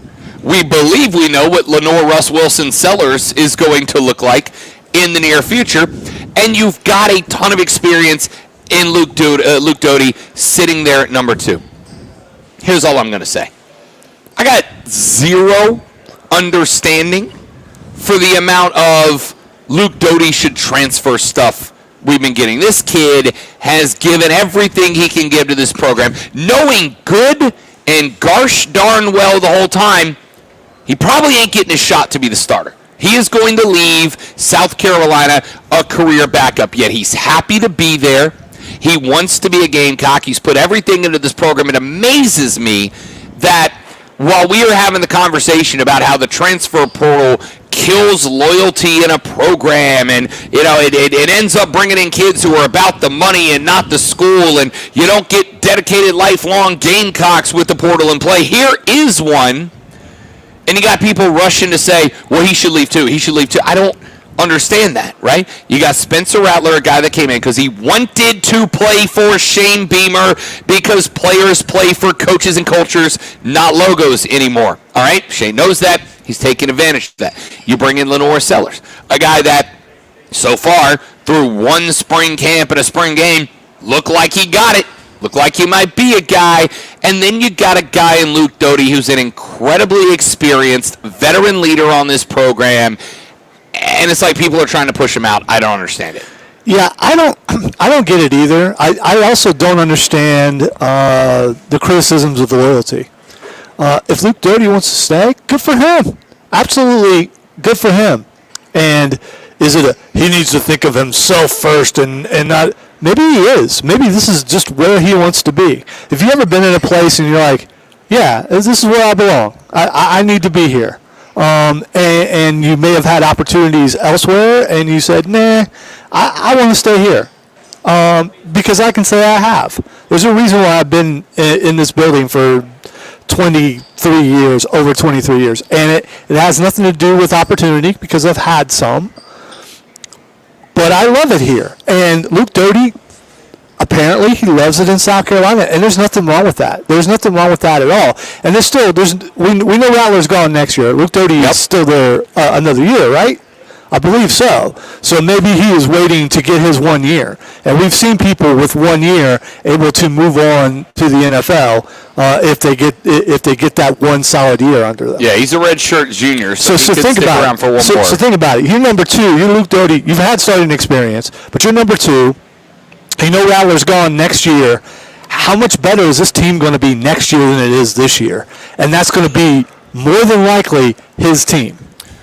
Look, I'm willing to wait a year if I got a shot at what I see is coming. Sure. And I'm sure both of us believe that South Carolina is going to improve even further this year on the field and off the field. We've seen with the recruiting what they're bringing in. So what is this team going to look like next year if Doty gets his 1 year and his one shot under everything that he already knows, people he's comfortable with, people he practices with, all that kind of stuff? I would stay for that. yeah, I mean, it's fair. And again, from the interviews we've heard, the discussions we've heard Luke Doty involved in, I mean, the dude sounds like he just wants to be a Gamecock. Like, even if he doesn't get to play, he just wants to be he wants to be a part of that school. He wants to be an alum. He wants to love them.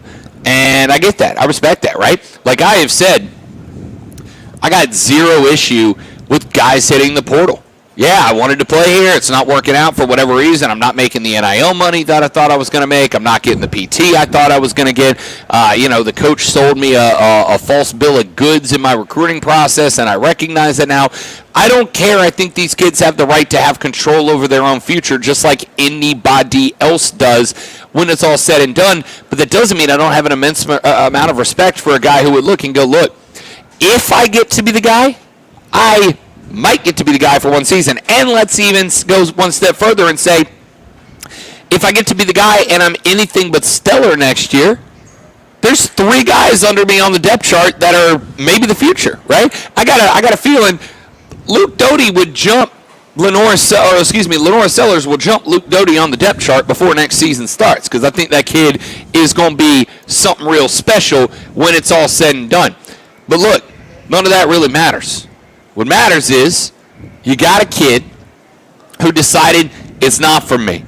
Whether he saw the writing on the wall, whether he recognized that, hey, I'm not going to get my crack here. Lenore's pretty much came in as a true freshman and grabbed all the spring game reps that I should have gotten as the number 3. Whatever he saw, the writing on the wall or anything else, is irrelevant. He decided what's best for me and my future is to go somewhere else. Luke Doty decided what's best for me and my future is to stay here. Just like when they're recruits, people, leave them alone. They're human beings. All right? You know something else that we don't know? How much money is Luke Doty making on NIL?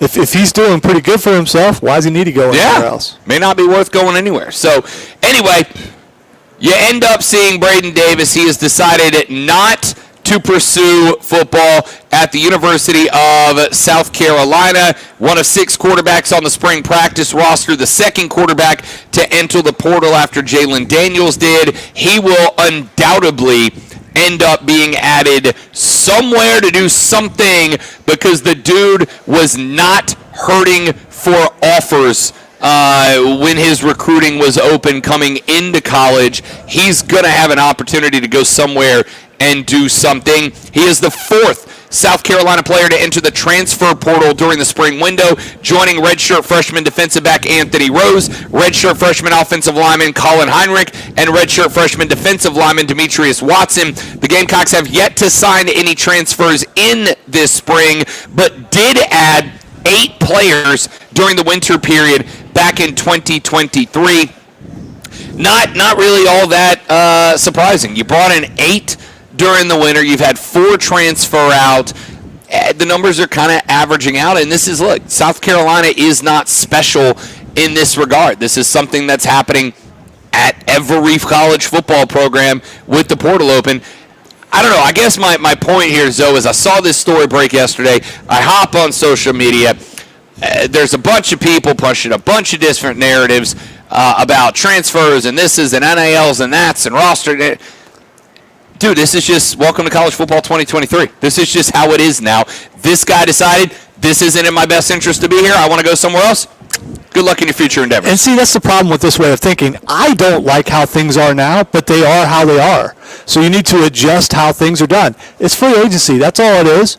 You decide that you're not going to be able to play here, and someone gives you a better offer, you go somewhere else. That's college football now. It's not going to go back to the way it was. If you don't like it, I'd pick another sport or just go back into find ESPN Classic or something and relive your glory days over and over again. If you don't like it, find another sport, Jack.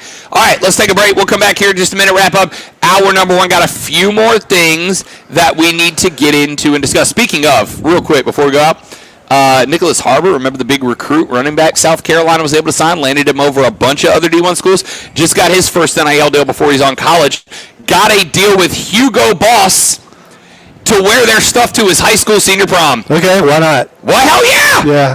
Dude, if somebody came to me and said, Rob Brown, we'd like to sponsor your shirt for the remote, bet, son. Hey, well, during the break, you can tell me who Hugo Boss is. It's a fashion line, Lonzo. What's that? It's a fashion line. Okay.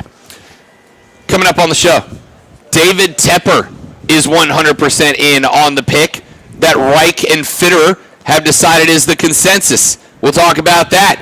We got a Carolina Panther defensive lineman saying the defense is going to be scary good next year. Do we agree? We'll talk about that. And it's Thursday, and you know what that means. Coming up at 11:20, Fight Club with the great one. We'll talk some wrestling at that point. We're back after this on the Rob Brown Show in the Fan Upstate, y'all.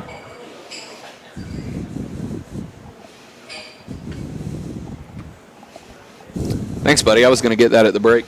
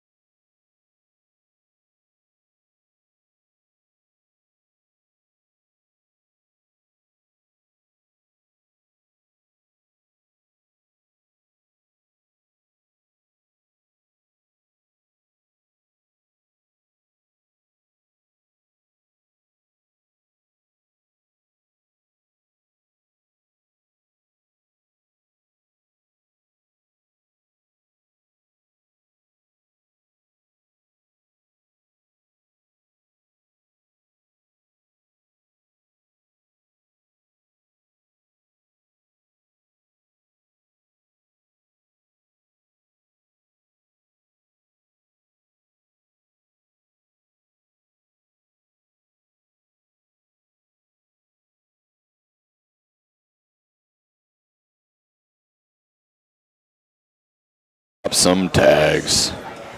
Only got Why did you go $20 in my pocket. Why'd you go with twang when you did that? I mean, come on. You put it in my head, man. I got to do every song with Twain this week. I can't explain it. I just do. I bet Tim knows every word of that song.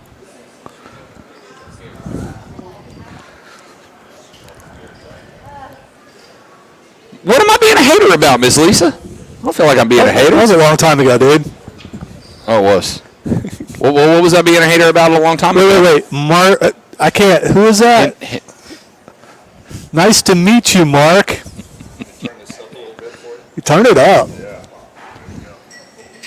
Is that slick? I mean, is that Odyssey shirt? Is that slick? I mean, is that? Well, you gotta let me touch it. Oh, look at that. Get ready to play some golf, man. Do you golf? Do you golf? Yeah. Let's get out and play. Oh, that's fair. I respect that answer. I do. Now you're trying to figure out if he's being real or not. Nah. I think he was. Tell you, so we were outside. I was talking with Nine out by the door. and we were talking about the beer. I was like, hey, do you know your face is on a beer bottle? He started laughing. He said, I was at a bar like 2 weeks ago, and I ordered one. Because they came out and they charged me $14 for it. I was like, what are you charging me? My face is on the bottle. What are you drinking? Me. I'm drinking me some me.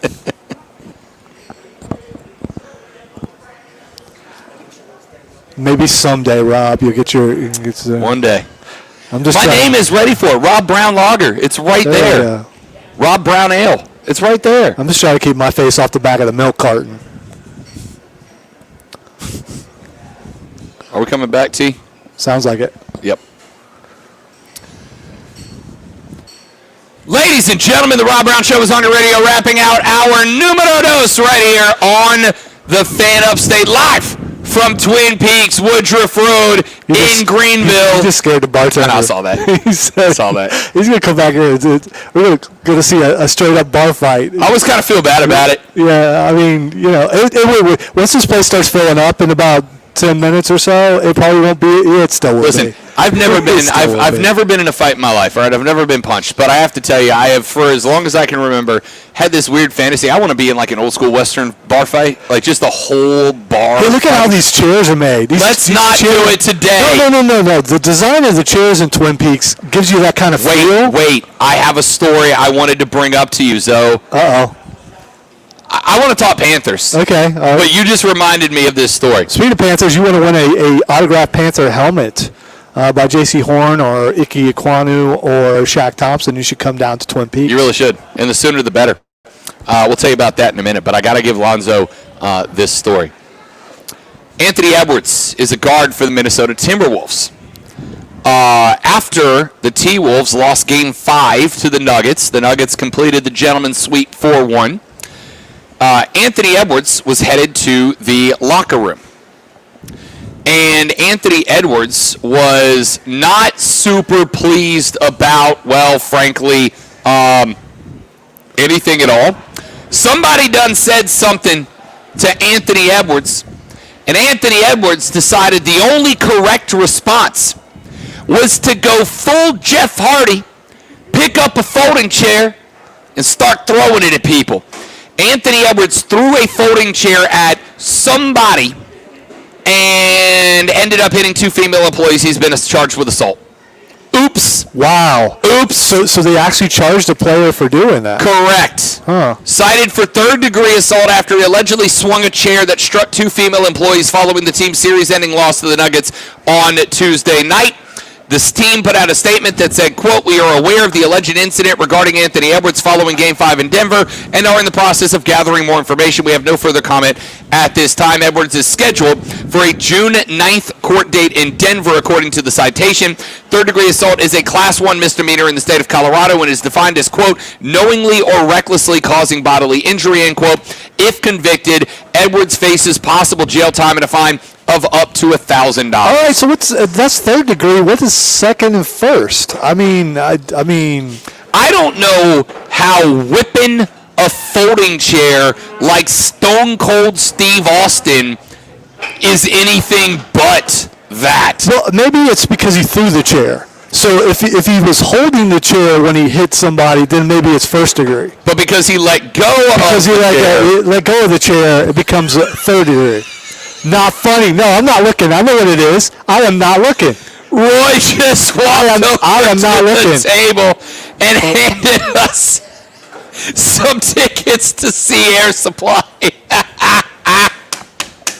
What day is it? Hey, I think these are for you, Miss Lisa. Miss Lisa, would you like to see Air Supply? She absolutely would. You want to see Air Supply? Yeah, Miss Lisa. I wouldn't be going with her. I want you to know, Lonzo has 2 tickets to see Air Supply. Look, I'm going to even put them down on his stream so you see they're in his possession now, Miss Lisa. 2 tickets to see Air Supply, Miss Lisa. They're yours. You're welcome. Enjoy Air Supply. Enjoy Air Supply. Tomorrow night. Oh, man. How good is that, Lonzo? Yeah. Free tickets to see Air Supply. Yeah, I don't. How could life be better? Yeah, life could be better if that hadn't happened. That's how life could be better. Miss Lisa, I hope that you and Lonzo have a lovely romantic date tomorrow night. No. Make sure he takes No, you no. out. Stop Get it. you a nice dinner beforehand. Maybe some surf and turf, little lobster and steak. Yeah, because we can afford that. Sure. Then you go to the Spartanburg Auditorium and go enjoy. In fact, make Lonzo dance with you to Air Supply. That Get is- up a little slow dance to Air Supply. There have been moments when I've hated you. This is probably the biggest one right now. And I can't put my hate towards Roy because you're the one who said it, and then he went and got him. That's no. And I want you to know, he handed me 2 stacks. He handed me 1 stack of 4 tickets and 1 of 2. I gave you the 2 so that you and Miss Lisa could have 2 seats together. But if you want the 4 so you can have room around you to dance, I don't mind. Yeah, it's not. I don't mind doing that. No. Miss Lisa, enjoy date night tomorrow night. This is what happens in radio when you can get trolled by the promotions manager who has all the tickets. Miss Lisa, enjoy date night. It's going to be so I will tell you this: romantic. if I have to go to Air Supply, I will make you pay, and you won't know when, but it will happen. It might be worth it. You say that now. I might catch Lonzo's first bird for this, ladies and gentlemen. No, Might catch the first bird from the great one. No, my revenge is a little more subtle. You don't see it coming, but you'll know when it hits you. All right, ladies and gentlemen, David Tepper, according to Fitzy, according to Reich, and according to D-Tep himself, David Tepper is on board with the pick that Fitzy and Reich have reached a consensus on. He is in the back pocket. He's good, which I think is pretty par for the course this offseason. I've given David Tepper a lot of hell over the last 3 years for decisions he's made as the owner of the Carolina Panthers. And I'm going to stand by a lot of it because a lot of it has been justified. But I think Tepper has done a very, very good job this offseason of letting football guys be football guys and make football decisions for the football team. I think he's done a good job of being in the back pocket, telling Frank and Scott, you guys are football guys, make the football decisions, and I will support you. I don't know if it's so much that Tep is on board with a pick as, hey, I'm trusting you guys, right? Fitzy, let's be real. If this team's bad for another 3 or 4 years, Scott Fitterer's out of a job. Frank Reich's got his 2 years to show that he has turned it around from the Matt Rule era. There is no more 2 people. There are not 2 people on the planet, including the guy who gets picked, for whom this pick is more important than Frank Reich and Scott Fitterer. So I'm not shocked by Tep being on board with Bryce Young as the selection. Yeah, it's time to go to break. Okay, I'm still upset about it, but it's time to go to break. It's come on, let's go to break. I want to hear some music. Steven said, "Why doesn't Rob have to go to Air Supply?" Because Rob will go to Air Supply. It wouldn't be punishment for him. That just sounds like a lovely concert to me. There is no one that Rob doesn't like. So, ladies and gentlemen, cars are filling the parking lot. Why? Because in 6 minutes, the doors to Twin Peaks open. You guys are welcome to come in, put your name in the hat to register and win a J.C. Horn signed full-size helmet, a Shaq Thompson mini helmet, an Ike Ekwonu mini helmet, and we've got Fan Upstate swag that we're giving away. Doors open in 6 minutes. Come on by Twin Peaks, Woodruff Road. The Rise guys are here. Rob and Lonzo are here. The Fan Upstate's here. We're back after this.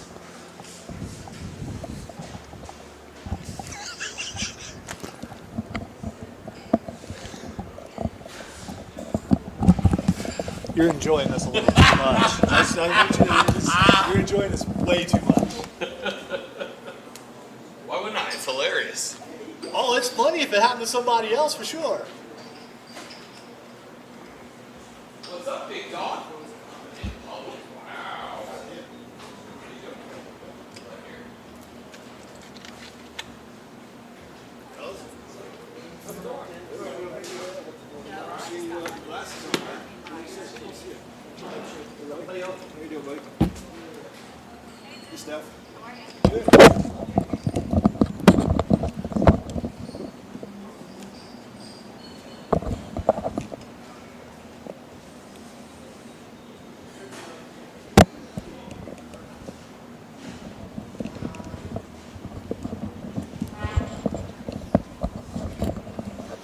I hate this because I really want to go to the restroom. There's no way I can make it over there and back in time now.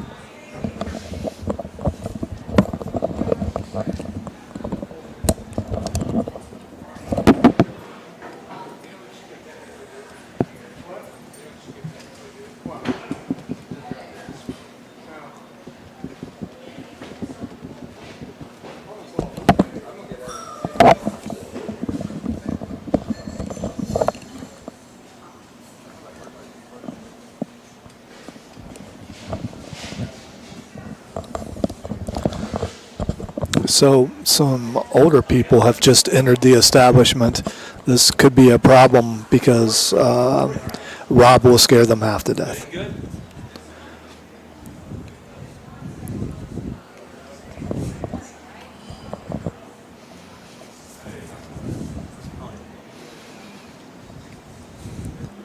Tim, are you sure you don't want to come over here? I know I'm talking to you on the stream and everyone can hear me trying to get you to come over here. Okay. That way, you know, it's really about me. I just want someone I could hang with because Rob will be, you know, hitting the crowd and me and you can, like, be chill back in the corner. And, yeah, actually I do.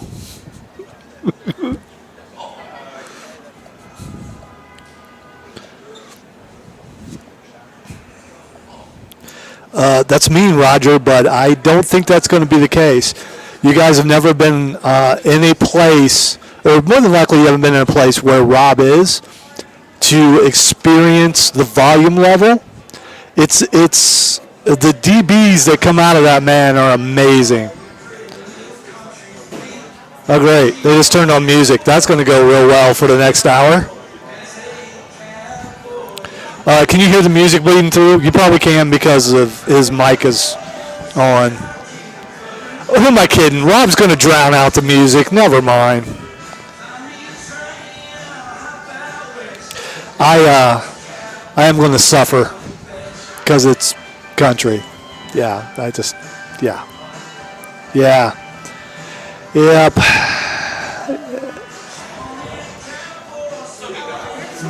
Daggum country. Woo!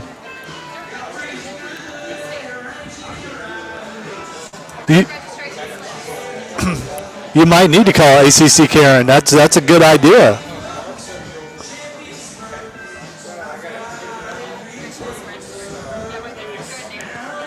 Rob.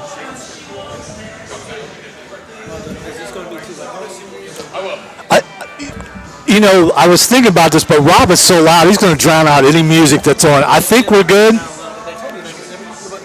Yeah, well, it's on. It's kind of loud, but... Lonzo just wants it down because it's country. Yeah, that too. That too, for sure. Oh, that's true. Yeah, it's going to hit the video. I didn't think about that. Is it loud enough you can make out what it is?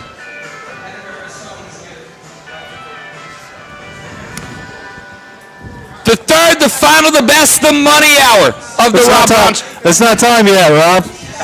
It's not time. I heard music. He played music. Oh. Yeah.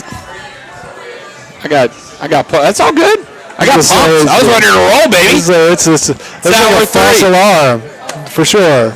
Dang, look at the GQ model that just walked in. I was talking about Devin. Sorry. I don't know if that's any advantage for you. Yeah, I don't know if that's going to help you.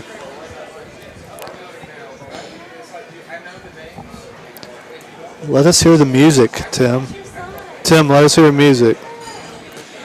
The third, the final, the best, the money hour of the Rob Brown Show starts right now, ladies and gentlemen. This is the Fan Upstate. Welcome back, y'all. It is NFL Christmas Eve. No, it's not. It's NFL Christmas Day. What are you talking about? Yeah, I mean, you know. NFL Santa comes tonight, ladies and gentlemen, as the first round of the NFL Draft gets underway this evening. The Carolina Panthers are unofficially on the clock right now. They will be officially on the clock starting here in, 9 hours from right now. We will be on the clock, and the Panthers will select Bryce Young as the first overall pick, the young man out of the University of Alabama. We're going to be talking about that for the next handful of minutes, and we got Fight Club with Lonzo coming up here in about 20 minutes from right now. But look at that. We got a Vikings fan in the house representing us. The doors are open here at Twin Peaks in Greenville, Woodruff Road. Zoe and I carrying you live through the next hour. Hey, there's people in here now. There are people in here. You know what that means? That means the door's open. That means if you're out and about and looking for a place to get some lunch, Twin Peaks is a place to come to because we're here. We're going to be hanging out. Yes, indeed. We're on the air for the next hour. Then when that hour comes to its inevitably stellar conclusion, Lonzo and I are going to move to that table right over there. We're going to sit down. We're going to get some burgers. We're going to get some wings. We're going to get some fries. I'm going to get a beer. I may not get burgers. I'm looking at the chicken sandwiches, man. I'm a big chicken sandwich guy. I'm not mad about it. And the Nashville hot chicken, I like the idea of something with a little bit of kick. Get me through the rest of the day, you know. I'm not mad about it at all. Maybe some loaded fries on the side. Not mad about it at all. You can come get whatever you want here at Twin Peaks because the doors are open. The kitchen is working. The show is live. We're on the air till noon. Then Zoe and I are going to take off, head over, sit down, grab some food, grab some drinks, relax, talk a little football with you. And oh, by the way, if the company of Robin the Great One wasn't quite enough, if the live Weenus and Pitt show just wasn't enough to get you here, you know what will be? The fact that not only do we have Fan Upstate swag, which we are going to be giving away. How many T-shirts do we have, Lonzo? A bunch? A ton. That's right, a ton. Of T-shirts. Well, there's been people here who've already gotten some, so we may no longer have a ton. We have 97% of a ton of T-shirts to give away. You want a Fan Upstate T-shirt? Roughly 1,700 pounds. Come on in and grab one. You get yourself a T-shirt. Then, right over here in front of me, we have got 3 football helmets. 2 mini helmets and a full-size helmet. Those helmets are going to be given away, but we're not just handing out regular old helmets. No. We go hard at the Fan Upstate. We have, right here in front of me, a signed mini helmet adorned with a signature of one Shaq Thompson, outside linebacker, Carolina Panthers. Right next to that, we have a helmet signed by first-round draft pick from last year, Ike Ekwonu. Ike's offensive tackle. He signed a mini helmet, and sitting directly in the middle of them is a full-size display helmet signed by a University of South Carolina Gamecock turned Carolina Panther. J.C. Horn's signature adores the helmet that is right here in front of me, and already we have got 3 names turned in to the bucket. We are going to give away the mini helmets just a little while after this show comes to its conclusion. The full-sized helmet will be drawn for at the conclusion of Offsides with Mark Ryan and Diesel. That's going to be around 7 o'clock tonight, right as draft coverage is getting started up. You're going to want to bid your name in the bucket by then. You can come get a Fan Upstate t-shirt, and on top of that, we've got some Carolina Panthers swag to give away too. We have Carolina Panthers shirts that only we have. These are shirts that come from the organization, as we are the home for Carolina Panther football here on Classic Rock 101.1 during the season. The Panthers love us. We love them. They sent us a box full of swag to give away. These are organizational t-shirts, shirts you can only get if you know somebody who knows somebody within the Carolina Panther organization. So if you want one of these shirts, you can only get it here, and you can only get them today at Twin Peaks on Woodruff Road, right here in Greenville. On top of all that, Lonzo's here. You know, like it's just wins. It's just I think you should have led with that, but yeah, I mean, come out, hang out. This place is starting to fill up. There's room for you, and we're getting some names for the helmets. You need to come put your name in there, because you can't win if you don't enter. Can't win. You hear that all the time, but you know what? That's an absolute truth. We play to win the game. And if you want to play to win the game, you got to come here. Twin Peaks, Woodruff Road in Greenville. All right, let's bounce through a couple of stories before we get to Fight Club. Coming up in the very next segment, we'll talk a little pro wrestling, boxing, MMA, and more. We mentioned this. Rashad Beard brought it up earlier in the radio broadcast. Scott Fitterer was doing an interview yesterday. It was released by the Carolina Panthers team reporter Kristen Balboni. Kristen got a chance to sit down and talk with Scott Fitterer. And Fitterer said, quote, "We're trying to figure that out right now. We're making calls. We know where the group of players are where we want to be. There's a group where we want to go up. There's a scenario where we want to go up and look at a player if we can get there," end quote. He then went on to say, quote, "If not, we may move back. We may go back 4, 5, 6 spots, pick up an extra pick. As you know, when you make a trade like we made, you end up losing those draft picks, so it'd be nice to recoup some of those if we can," end quote. Here's what I like about this. Now, as Lonzo and I say all the time, it is what? Smokescreen season. Everybody is saying anything they can to throw off their true intentions, especially when you get deeper down into the draft, because there might be a guy that you're really interested in, you're keeping an eye on, and you don't want to let anybody else know that because you don't want somebody to jump up and grab them just before you get the opportunity to do it. But what I do love here is the fact that Fitterer, and Frank Reich has said comments to the to an effect that the Cats are not going into this with a rigid game plan. They are not going into this thinking, all right, this is the guy, this is the position. Now, that doesn't make me, I'm not a best available guy. Let's be real. If I got 3 really good cornerbacks on the roster and the next best player up is another cornerback, that's not the right play. Yeah, it doesn't make sense for your team because then you got an extra guy you don't know what to do with. It's better to go with team need every single time. Well, to me, Zoe, there's a place where those two intersect, right? There's a Venn diagram there where one side is best available and one side is need address. And everybody talks about the draft as if you have to live in one of those two circles. And that's not true. There's a gray area in the middle of that Venn diagram where you can go best available player that meets a team need, right? And I think you've got to keep a lookout. What I mean by that is that we know what Carolina's team needs are, right? Wide receiver is a team need. Cornerback is a team need. Edge rusher is a team need. Well, if you get to 39, and let's say that there are 3, 4, 5 edge rushers, cornerbacks, and wide receivers, all of which you're comfortable with drafting, then moving back 5 or 6 or 7 picks and picking up another 6th or 5th rounder to do it is a great play, right? It's a great play. I would rather end up with a fistful of picks later in the round where maybe you find Marcus Colston. Maybe you find Tom Brady. I don't know if you know this. Tom Brady got drafted very late. Yeah, it's in like the draft. 6th round possibly. The point here is I think there's a spot where you can look and you're going, all right, we're number 39. There's 3 edge rushers we like. There's 2 cornerbacks we like. There's 2 wide receivers we like.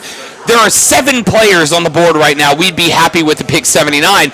If there's 7 players on the board you'd be happy with, then dropping back 5 spots guarantees you one is going to be there, and you still address a team need.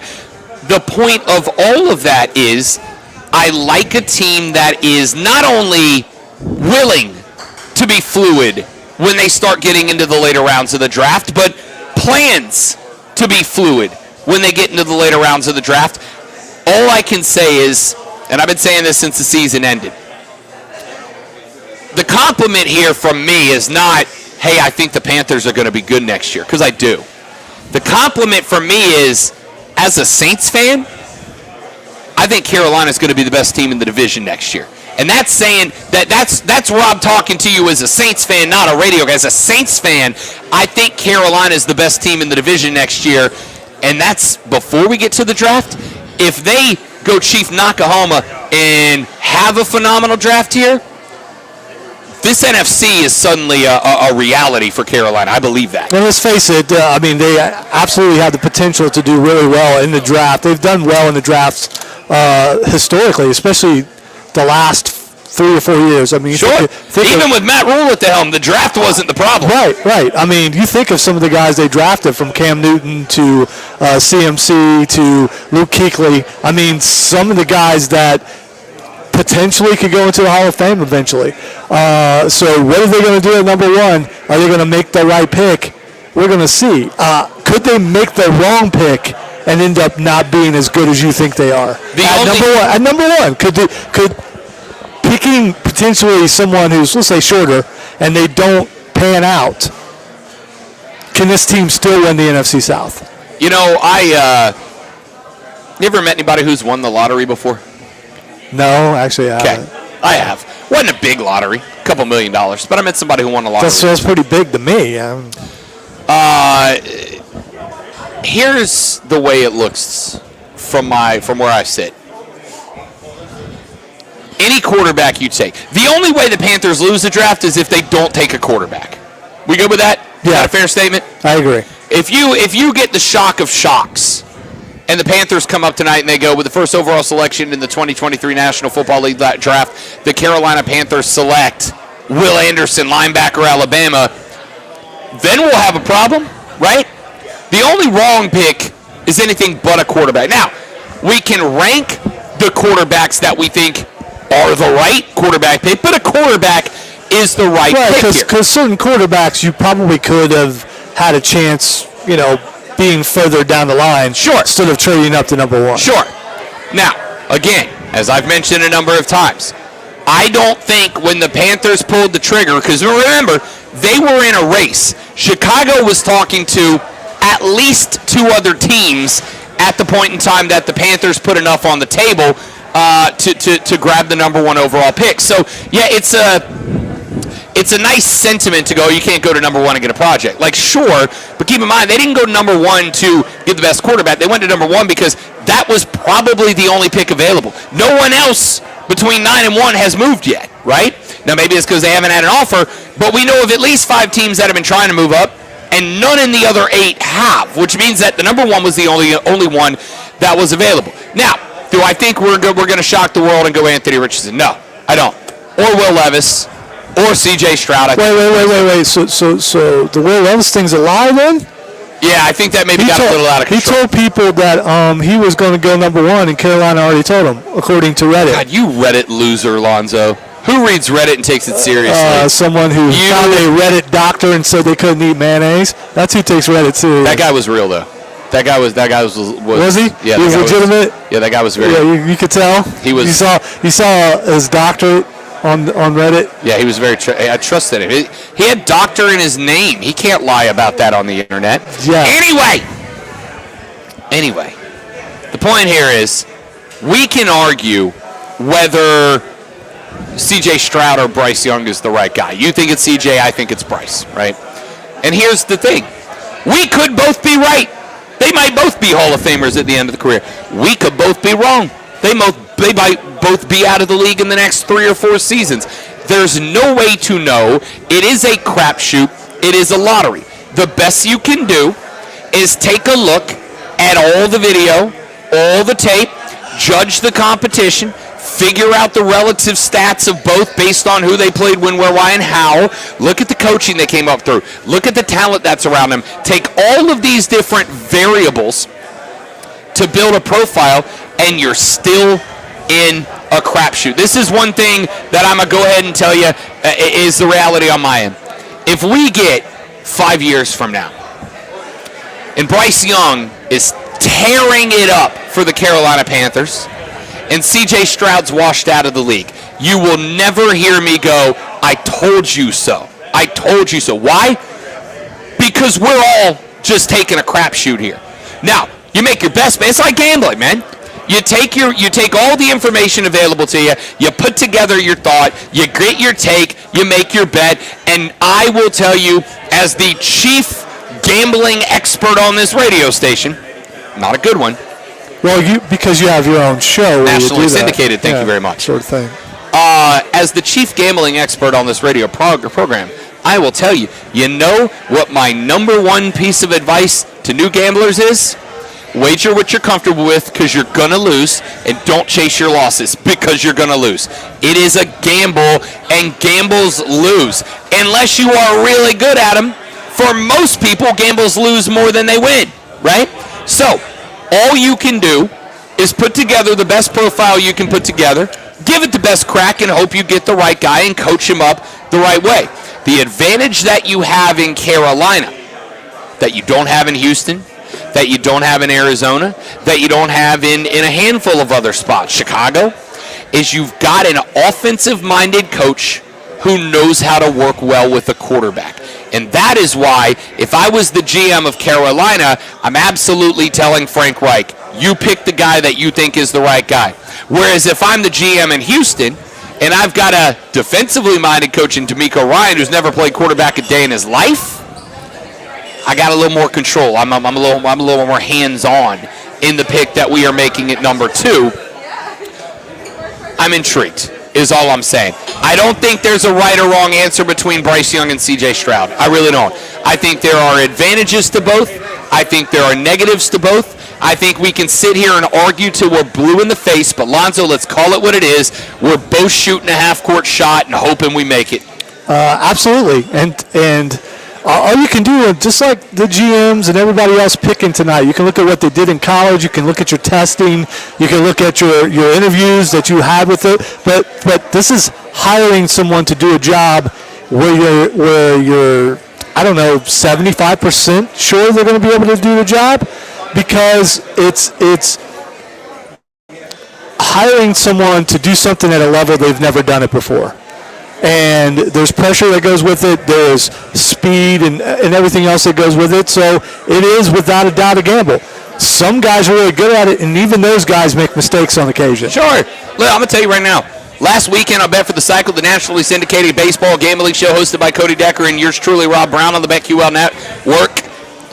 I had the best week gambling that I have had in Major League Baseball probably a year and a half. 71%. Less than 3 out of 4 of my. That means a full 1 out of 4 bets failed, right? And that is the best. That's the best I could do. I was going to say, that sounds pretty good, though. 71%. The best I could do. The traditional week for Cody and I sits around 60%, 61%, right? Around 61% of our bets hit. That means that just slightly more than 5 out of 10 bets work. That also means 4 out of 10 don't, right?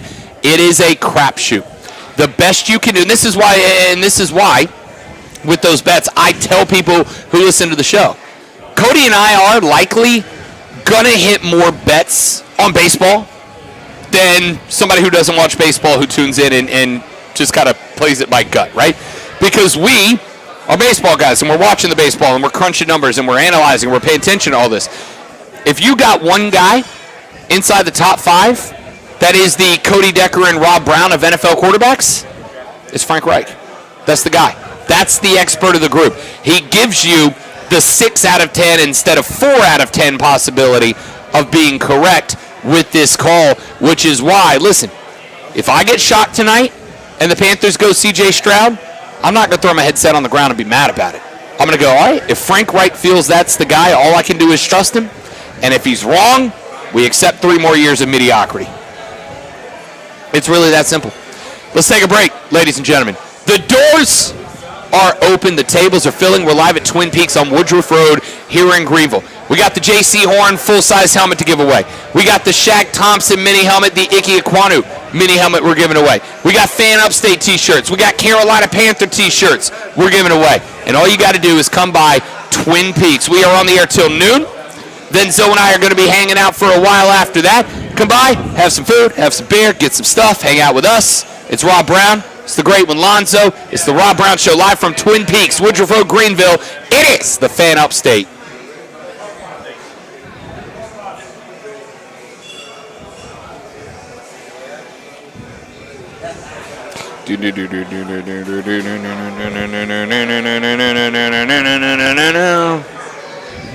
Okay. Ladies and gentlemen, allow me to tell you about our friends at QC Connect.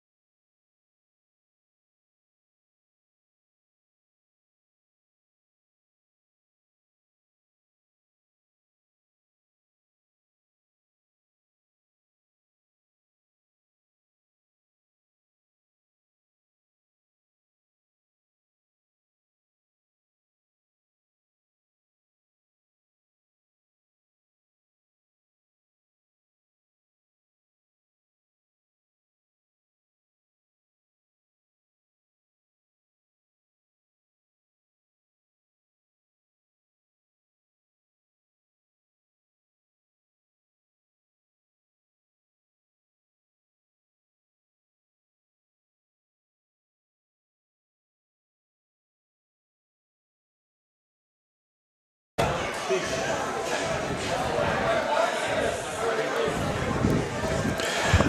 into the Fight Club where we know we can take you. We know.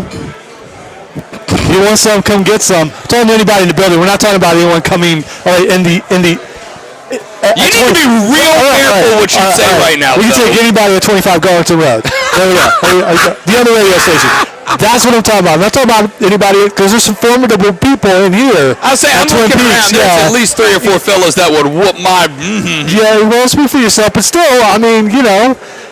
So anyway, as we talked about this yesterday, we could take any other radio show in the building, including the other one that's here, that you can come and visit at Twin Peaks.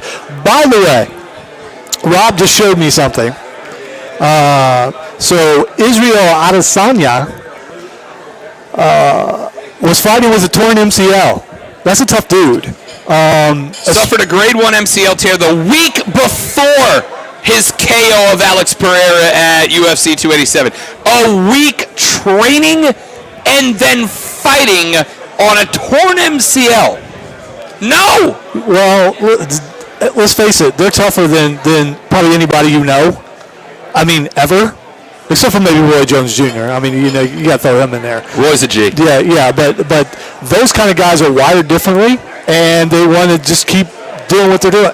I mean, I fought through injuries. I tore a hamstring while playing softball for our station, for our building, and I suffered a great deal. There's blood all around the back of my leg. You know what I did, Rob? I played the rest of the game because we would have had to forfeit. There's a different kind of mentality between you and me and Israel. Okay, me and Israel, we're going to do that thing no matter what, even if it hurts, because that's just how we're wired. But that's okay. All right, let us go to a Fight Club. So that's pretty cool that he was able to win a championship with a torn MCL. Let us talk WWE and the brand new heavyweight championship belt. We mentioned it on the show, but we never talked extensively on the air about the new belt. And Triple H comes out and he says basically that they have a part-time champion. And then he says basically no one can beat him, so we're going to just make a new belt. And so what do you think about that? About the things that Triple H said and the belt itself. The belt itself is a copy of the old WCW it's big belt. Gold. Yeah, with the WWE logo in front of it. I hate that, by the way. I wish they'd have brought the eagle back too. Yeah, because I love that belt. But what do you think about what Triple H said? I honestly didn't have a problem with it. You're stuck in a spot right now if you are the WWE, because on one hand, I think it's pretty obvious now the goal is to get Roman his 1,000 days, right? Because there's only, 4 guys that have done that? Bruno Sammartino, Hulk Hogan, God, who are the other ones? You sure there's 4? I think that maybe only 3. There's only 2 or 3, maybe 4 that have been 1,000-day champs, and they've built Roman. In the modern era, there's been no one. Right. Except for... I think Hogan was the most recent, right? And that was a long time ago. So I think that, let's see, no, Cena did it, apparently. Pedro Morales, John Cena, Bob Backlund, Hulk Hogan, Bob Backlund? Bob Backlund! Backlund was the man a long time ago. Before me, he was. I mean, I just remember him from the brief stint of him coming back with the chicken wing, the cross-faced chicken wing. Okay, all right. So these are guys that have had it 1,000 days, not necessarily consecutively. Okay. All right. Bob Backlund was a champ for a cumulative 2,135. Everybody gets a chicken wing. Everybody getting a chicken wing. Love the bow tie, though. So, anyway, I think the goal is to get Roman his 1,000 consecutive days. I think we all know that at this point. I think the goal is to just kind of elevate him. And let's call it what it is. We all the secret is not well kept that when Roman's done, he's going to follow The Rock to Hollywood, right? He's going to go the Cena route of, I'll probably come back every now and then and just serve as a get a guy over opportunity. But I'm going to act. I'm going to be in Hollywood, which fine, man. It's his career. He can do what he wants. I support that. The goal is to get him to 1,000, A, and B, the goal is to finish the story with the bloodline turning on him, I think, at this point. So you've got to do something, and I think it is honestly less about any of the particular wrestlers and more about the fact that WWE has got TV contract negotiations coming up, I think 2 of them over the next couple of years. And if you don't have a champion fighting championship matches on Raw and SmackDown, they're not worth as much, right? They're just not. So, But see, the other thing with that's why you need 2 championships, because you're on 2 different networks. Right. And those networks want to have a champion on their TV programming, so they know that so they can build it, yeah, so they and they can got do to be everything equal that they can stats, do. right? They do. So I think what ends up happening is whoever beats Roman, whether it's Cody, whether it's Jay, whoever's going to ultimately beat Roman, I think the other side of it is going to be that the current Universal and what's the other one? Just WWE Championship are going to end up getting unified. Yeah. And you're going to have Big Gold on one side and the more contemporary belt on the other. Now, the only thing that's kind of wonky about that is the timing, because the draft starts tomorrow, and from what we understand, after the draft, wrestlers are going to be brand exclusive. It's not going to be like it's been the last couple of weeks where you're going to have, the Usos sometimes show up on Raw, sometimes SmackDown. Cody shows up on both. KO and Sami show up. It's going to be, if you're a SmackDown guy, you're a SmackDown guy. If you're a Raw guy, you're a Raw guy. Never the twain shall meet. So I'm interested to see how they decide to handle this belt with the timing of the draft being so far ahead of when Roman might win his belt, which I think has got to be, if I recall correctly, after SummerSlam for him to get the 1,000 days. I believe so. And, to that end, you mentioned the tag team titles. They're combined right now. You're going to have to split them up somehow. Yep. And the best way to split them up is tomorrow night on SmackDown when the rematch from WrestleMania happens. Somehow there's a stipulation where it's only for one set of belts and not for both of them. Or you end up having one of those 2 teams drafted to the other show, and you basically say, we're splitting the belts. If the Bloodline beats Sami and KO, they get the belts for their show, and KO and Sami keep the belts for the other show. I mean, there's a million ways they could go here, but I am intrigued to see how the heavyweight belts is fine. You just unify them. You make it one belt, and now you got your 2 belts again.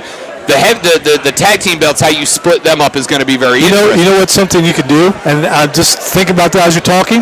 Draft the belts. Could you draft the belts? No, because then you got to strip a champ potentially, right? Yeah, I think you got to strip a champ. And again, even if you say Adam Pearce comes out and goes, with our first selection, we select, because remember, the other thing they've been really pushing on us here is tag teams can be drafted separately, yes. right? And I think that's probably to give Montez his singles run. Is they're going to split up the Street Profits, which I hate because we want the smoke. And we know what happens if Angelo Dawkins will. Bye-bye. Yeah. He's going to go the way of old Tucky. Yep. So I think that what you're going to bump into here is you're going to see either Kevin and Sami drafted to different places, which don't do that, man. Don't do that. In which case, they'll just take the belts from them and basically have a tournament on both shows to see who fulfills them. Or you do it something to the degree of, Kevin and Sami get drafted to Raw, and if the Bloodline beats them, they get to take the belts to SmackDown, and if they don't, then the next tag team up gets in. The next team to beat them gets to take the SmackDown. But I don't know how you do it. I'm just interested to see how they work around having those belts currently unified. All right, so we talked about the belt itself. Who do you think's going to win it? The gold belt? Because if you want to continue the storyline, you've got to have Cody drafted to SmackDown so he can continue fighting with Roman Reigns, unless you want to give him that belt. And if you give him the new belt, is it a consolation prize? Yes. No, you don't give him that belt. I think first off, he'd have to fight for it, but still, it doesn't matter. You don't put that belt on him at all, because then what's the storyline still have to be? I'm not sad. That's not the belt I wanted, right? Granted, it is made to look like the old WCW belt. That is what he's supposed to be chasing. That ain't what he wanted. Then he's got to basically go, all right, never mind. I'm happy being the second champ. Because let's be real, for the next year, that's going to feel like the consolation champ. So I think the story still has to be Cody v. Roman to ultimately crown Cody with the big belt, with the real belt, or the current real belt. I gave you my theory, I think, who gets it first the other day. I think it's Drew McIntyre. Which is everywhere. We haven't seen Drew McIntyre wrestle at all. And where does this rumor come from? He's under contract negotiation, so or supposedly is. So are they saying to him, "Hey, you stay here. We're going to give you this belt"? Yeah, we're gonna make you, because this belt, we might as well just call it the TV championship, right? That's what this belt is. This belt is the way it was presented is this is a belt you will have to fight weekly to keep. This is not a belt that you can do a Roman, get it, disappear, and show up once every other pay-per-view to defend it. You've got to fight for this weekly. So you basically promised Drew what is almost a weekly main event appearance for 6 months, 8 months, 12 months, whatever he's going to carry it for. And for a guy that not only is he in the contract negotiations, but there's a lot of discussion that he's not super happy with the way things have gone since he lost to Roman at Clash at the Castle. Because think about it. He loses Clash at the Castle, then he gets put in a storyline with what? Tag with Sheamus, fight with Sheamus. Yep. We've done that 50 times, right? Like, why would he want to do that again? So you might give that to Drew just to keep him happy, to keep her. Because I'm going to tell you right now, McIntyre leaves WWE. He is the first guy or gal that's left WWE in a while that Rob goes, AEW's got to get that guy. They got to get that guy, and they got to get him now. He's too good not to. It's been a lot of mid-tier talent that's left, and all my AEW friends are like, AEW should get that guy. And I'm like, nah, he didn't really add anything to the roster. There's too many good mid-carders over there already. Drew McIntyre would be a monster pickup if he's unhappy and he walks. I agree. For sure, he would be, but then you would see, you bring in a guy like Drew, and then you truly see how small most of the wrestlers are on AEW, and which is why, like Wardlow stands out or Luchasaurus stands out. Give me Drew versus Luchasaurus and tell me that's not an absolute rager. Oh, I definitely would like to see that. I would. You know what? I'd like to see that more than I'd like to see Drew win this belt, because I don't want to see him do it. Who do you want to? I don't know. See, that's the thing. I don't want to say anybody but Drew, but I don't want to see Austin Theory get it yet. I don't. He's set. He's strapped. He's they fed him Cena. He's fine for a while. Yeah, so I don't want to see him get it. I don't know. Maybe somebody who comes up from NXT, because there's probably going to be some NXT guys move up. Yeah, but who do you put over the rest of those guys? That's that Braun. But you bring Braun in and bring some relatives with them. But you just rocket him to the top like that? It's been done before. Look at the women. Look at the 4 horsewomen. Yeah, but that's like, let's be real, and I don't mean this because I will always promote the women's wrestling, but think of who was on the roster when Becky, Charlotte, Bayley came up, right? Like, think of who was on the roster. It was not laden like it is now. Since we don't know who's getting drafted where, we don't know who's going to be where that belt is. And so that makes it a little bit... I think we do. It's wherever Roman doesn't get drafted. Yes. And Roman's pick number 1, right? Right. Like, that's draft pick number 1. Well, he should be. Yeah. That just makes sense. Or is Cody number 1? I mean, I don't know. Yeah. It's one or the other. I don't know. I mean, who's going to be the inaugural? I mean, because that's going to matter, because that's going to be however long this belt lasts. The first guy who gets it, that's historical to a degree. So give it to Finn Balor. Give it to Finn. Give him his redemption tour. I wouldn't mind seeing it on Damian Priest. He's gotten so much better. Yes. The other person, maybe Brock Lesnar. Because you can't go wrong with Brock Lesnar. He's won all the other belts. Do you put it on someone who's won every other belt? No. Make it. This is jet fuel, man. This is a rocket. This is an opportunity to make. This is the opportunity to either make a guy or give a guy a chance to prove that he's worth making. Right? I take that. Roll the dice on it. All right. Before we move on to AEW, one last question in WWE. You think the LWO is going to be wasted? Yes, I think it already is.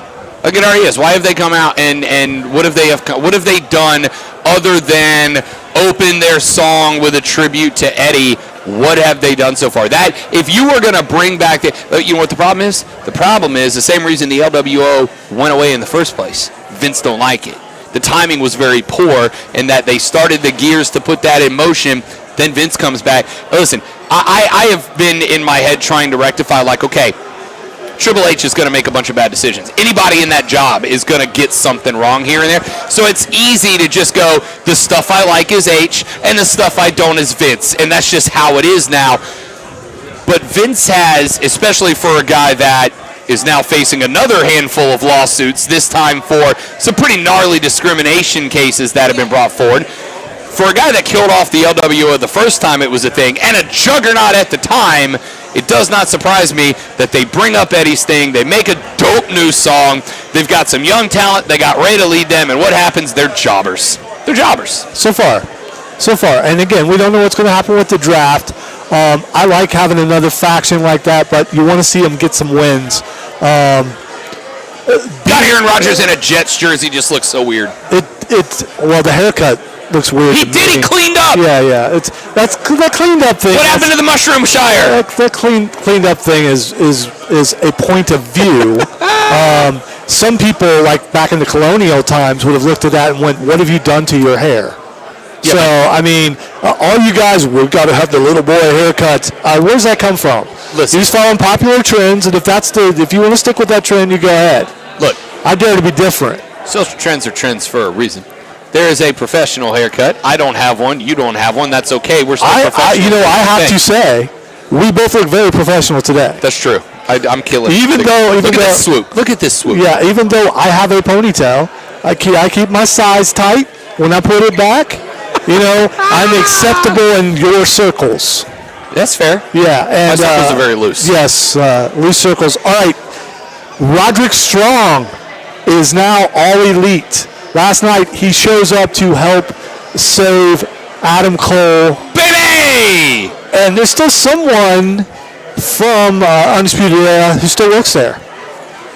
How do you feel? And he's been hurt.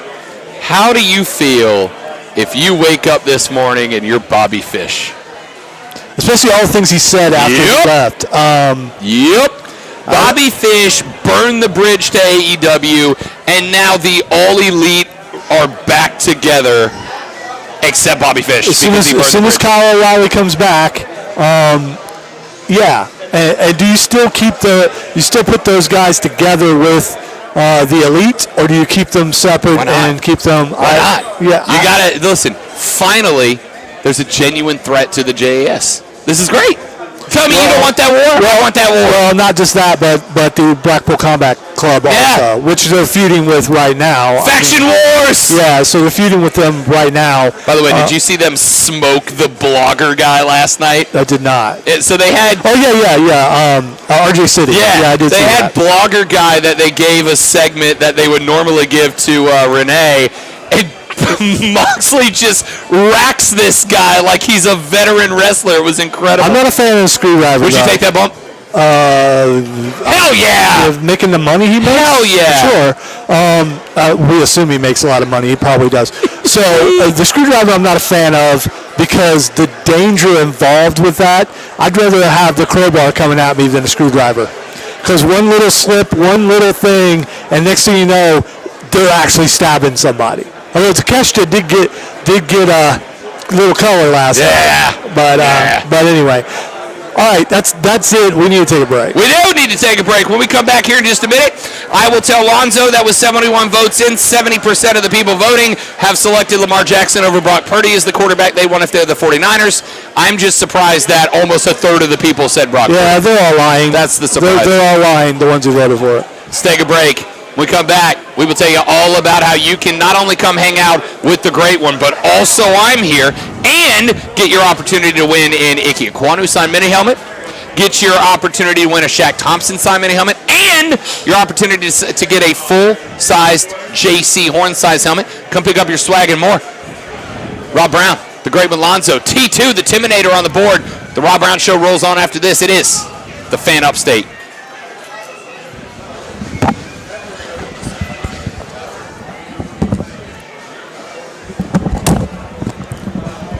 All right, Tim, no Twitter. Yeah, just skip that, Timmy. I'm gonna see if I can make it. See if I can make it to the bathroom without getting stopped again. Do what? Yeah. Yeah, me too. You can't make it 15 minutes. No, I have tried since the beginning of this hour. Let's go. I'll put it on the way.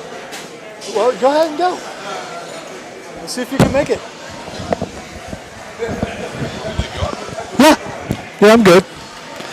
Because if you don't make it back, I got to go back on the air. So So there's that. So in a test of bladders, Rob can't make it. So I got 10, 15 minutes. I believe that I can make. If I can't, I have a senior moment. I'm heading home. So I mean, it was one of those things. But I don't think I'm going to have that problem. I am looking over this menu though, and I am having a hard time figuring out what to order. And especially when you haven't eaten somewhere before. I didn't even notice on the back. They actually have other dishes on the back. Thank you, Brandon. They actually have soups, and they have a lunchtime combo, soups and salad combo. And they got flatbreads. Didn't know they had flatbreads. We only looked at one side. Including they have Hawaii 5-0 with ham, spiced rum, pineapple. I don't know, is that any good, Tim? Maybe. Bacon bits, green onion, mozzarella, parmesan, marinara, parsley, crushed red pepper, and hot honey drizzle.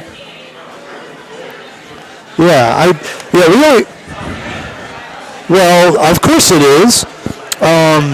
There's enough people here to make you believe that it would be. Because if it's not, the place would be empty. That's how that works, I believe. We'll see what they've got. I'm not on the air. Well, we're on stream, but that's fine. What'd you need? Oh no, I was just saying. I forgot you guys have the first pick this year, right? Yes, we do. Yeah, you traded with the Bears. Yeah, to move up to number 1. Yep. Okay. Well, my team got the number 32 from the Bears. Which team's your team? Steelers. Oh, okay, cool.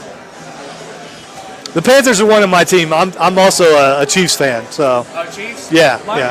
It was interesting. My parents are Missouri natives. They grew up during the era of Len Dawson and Hank Stram, so they got to see a Super Bowl championship and everything. So it's nice to see the Chiefs. It's nice to see the Chiefs get back there. Yeah, I definitely agree. I'd like to see the Panthers do the same thing. They've been there twice and they haven't been able to win. So. Yeah, they've come close a couple times. I thought they were going to win Super Bowl 50 because Peyton Manning just had a noodle arm at that time. But golly. Yeah, but that defense was way too good for Denver. Yeah.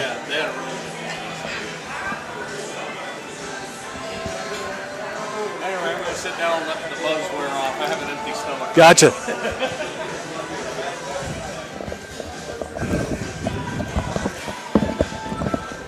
I would have done that, but thank you. Yeah. What time we got?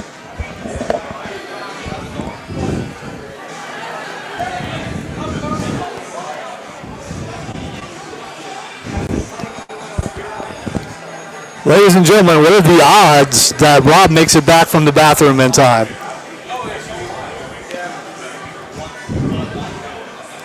We need to work on your addition.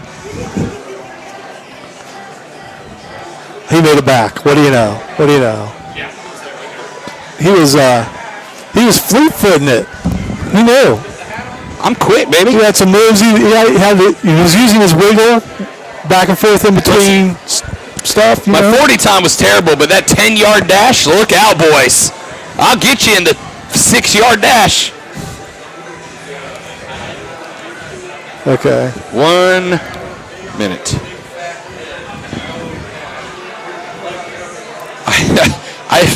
I've had to go to the bathroom since the top of this hour. I've gotten up 3 times to try, and every time I get stopped. I've had to go for 2 hours. You think my guy over there is taking a nap? I think he's asleep. Oh, he was.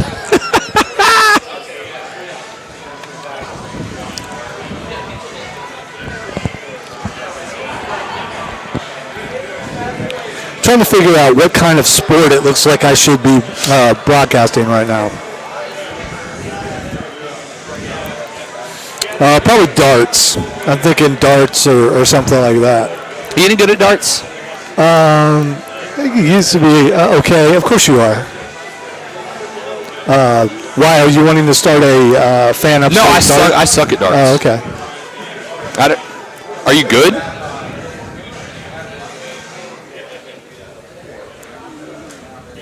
I'm garbage at darts.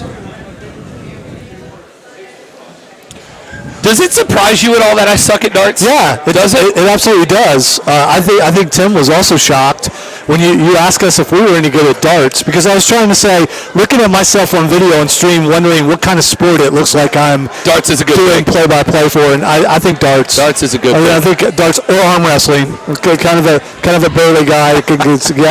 He's got the, I think I could do the arm wrestling. But then Rob says he can't play darts. I suck at darts. Never been good at darts. Is this from? Played my whole life, just never I was figured going to it say out. lack of practice. No. I play darts at every bar I go to. I just suck at darts. When you say bad at darts, do you mean like look out, someone's going to get hit kind of bad? No, I mean I hit the board, just not what I'm aiming for, right? Like I can hit I'm never gonna miss. I'm never gonna be the guy that jams one into the wall. But I just am bad at it. I just am. Hey, it's almost time for us to eat. Ladies and gentlemen, we are live at Twin Peaks, Woodruff Road in Greenville. The weather sucks outside, but it's very comfy, cozy on the inside. We are off the air here in about 3 minutes, and Lonzo and I are going to make our way over to the big table. We're going to grab some, you said loaded fries earlier, and I've kind of been, it's kind of where I'm. We went and look at the other side. There's another side. There's another side with hot dishes, soups, flatbreads, and sweet things. I like a good flatbread. Yeah, so do I. I like a good flatbread. We've got apple turnovers. We've got cinnamon toast crunch cheesecake. I know, we talked about that on the show last week. And Twin Peaks Sunday. So there you go. And hot dishes. They've got beer battered fish and chips. I love fish and chips. Fish and chips is unappreciated. You know what I made? I made shrimp po' boys last night. They got chicken and shrimp combo right there. Perfect. Right there. Everybody wins. New York strip steak. They got that. Don't hate a steak either. Never can go wrong with steak. We are live at Twin Peaks on Woodruff Road in Greenville. Come on by and see us. We'd love to have you. We have got a JC Horn sign display helmet that's going to be raffled off later today. We've got the Icky helmet, mini helmet. We're going to raffle off later if Lonzo doesn't steal it on his way out the door. And we got the Shaq Thompson mini helmet as well, but that's not it. We have got Fan Upstate shirts over to my right. You want a t-shirt? You've been asking about t-shirts? Come grab a t-shirt. We have got Carolina Panthers shirts we're giving away. They are franchise exclusive. The only place to get this shirt is from the team itself, which means the only place for you to get this shirt is from us today here at Twin Peaks in Greenville. And the Rise Guys P1 Lager is on draft. Come by, get some wings, get a burger, get some fries, get you a cold Rise Guys P1 Lager served at that perfect 29-degree temperature, and hang out with Lonzo in public. He's real. You can come give him a hand hug, ladies and gentlemen. He is a big fan. Come on by and see us. We are live at Twin Peaks, Woodruff Road in Greenville. Phenomenal show today, as always. The NFL draft tonight. Bryce Young? CJ Stroud, baby. Going all the way. We'll find out, ladies and gentlemen. Twin Peaks, Woodruff Road in Greenville, as we get you set and ready for the 2023 National Football League draft. It starts up here in about 8 hours. Jim Robe's up next. Mark Ryan and Diesel will be here at Twin Peaks broadcasting live from 3 to 7. They'll run you through their thoughts on the draft as we get all set up tomorrow on the show. We got a new quarterback, man, and we'll break it down. His name's Lonzo. My name's Rob Brown. Thank you very much to T2, the Timinator, putting it all together back in the studio with us. We are going to go get burgers. I'm going to go get a big old P1 Lager. Come on by and see us. We're hanging out for a while here at Twin Peaks on Woodruff Road in Greenville. Ladies and gentlemen, thank you all for watching. You're fabulous people. We'll see you back here tomorrow to do it all over again, but better on the Rob Brown Show and the Fan Upstate. Later, brother.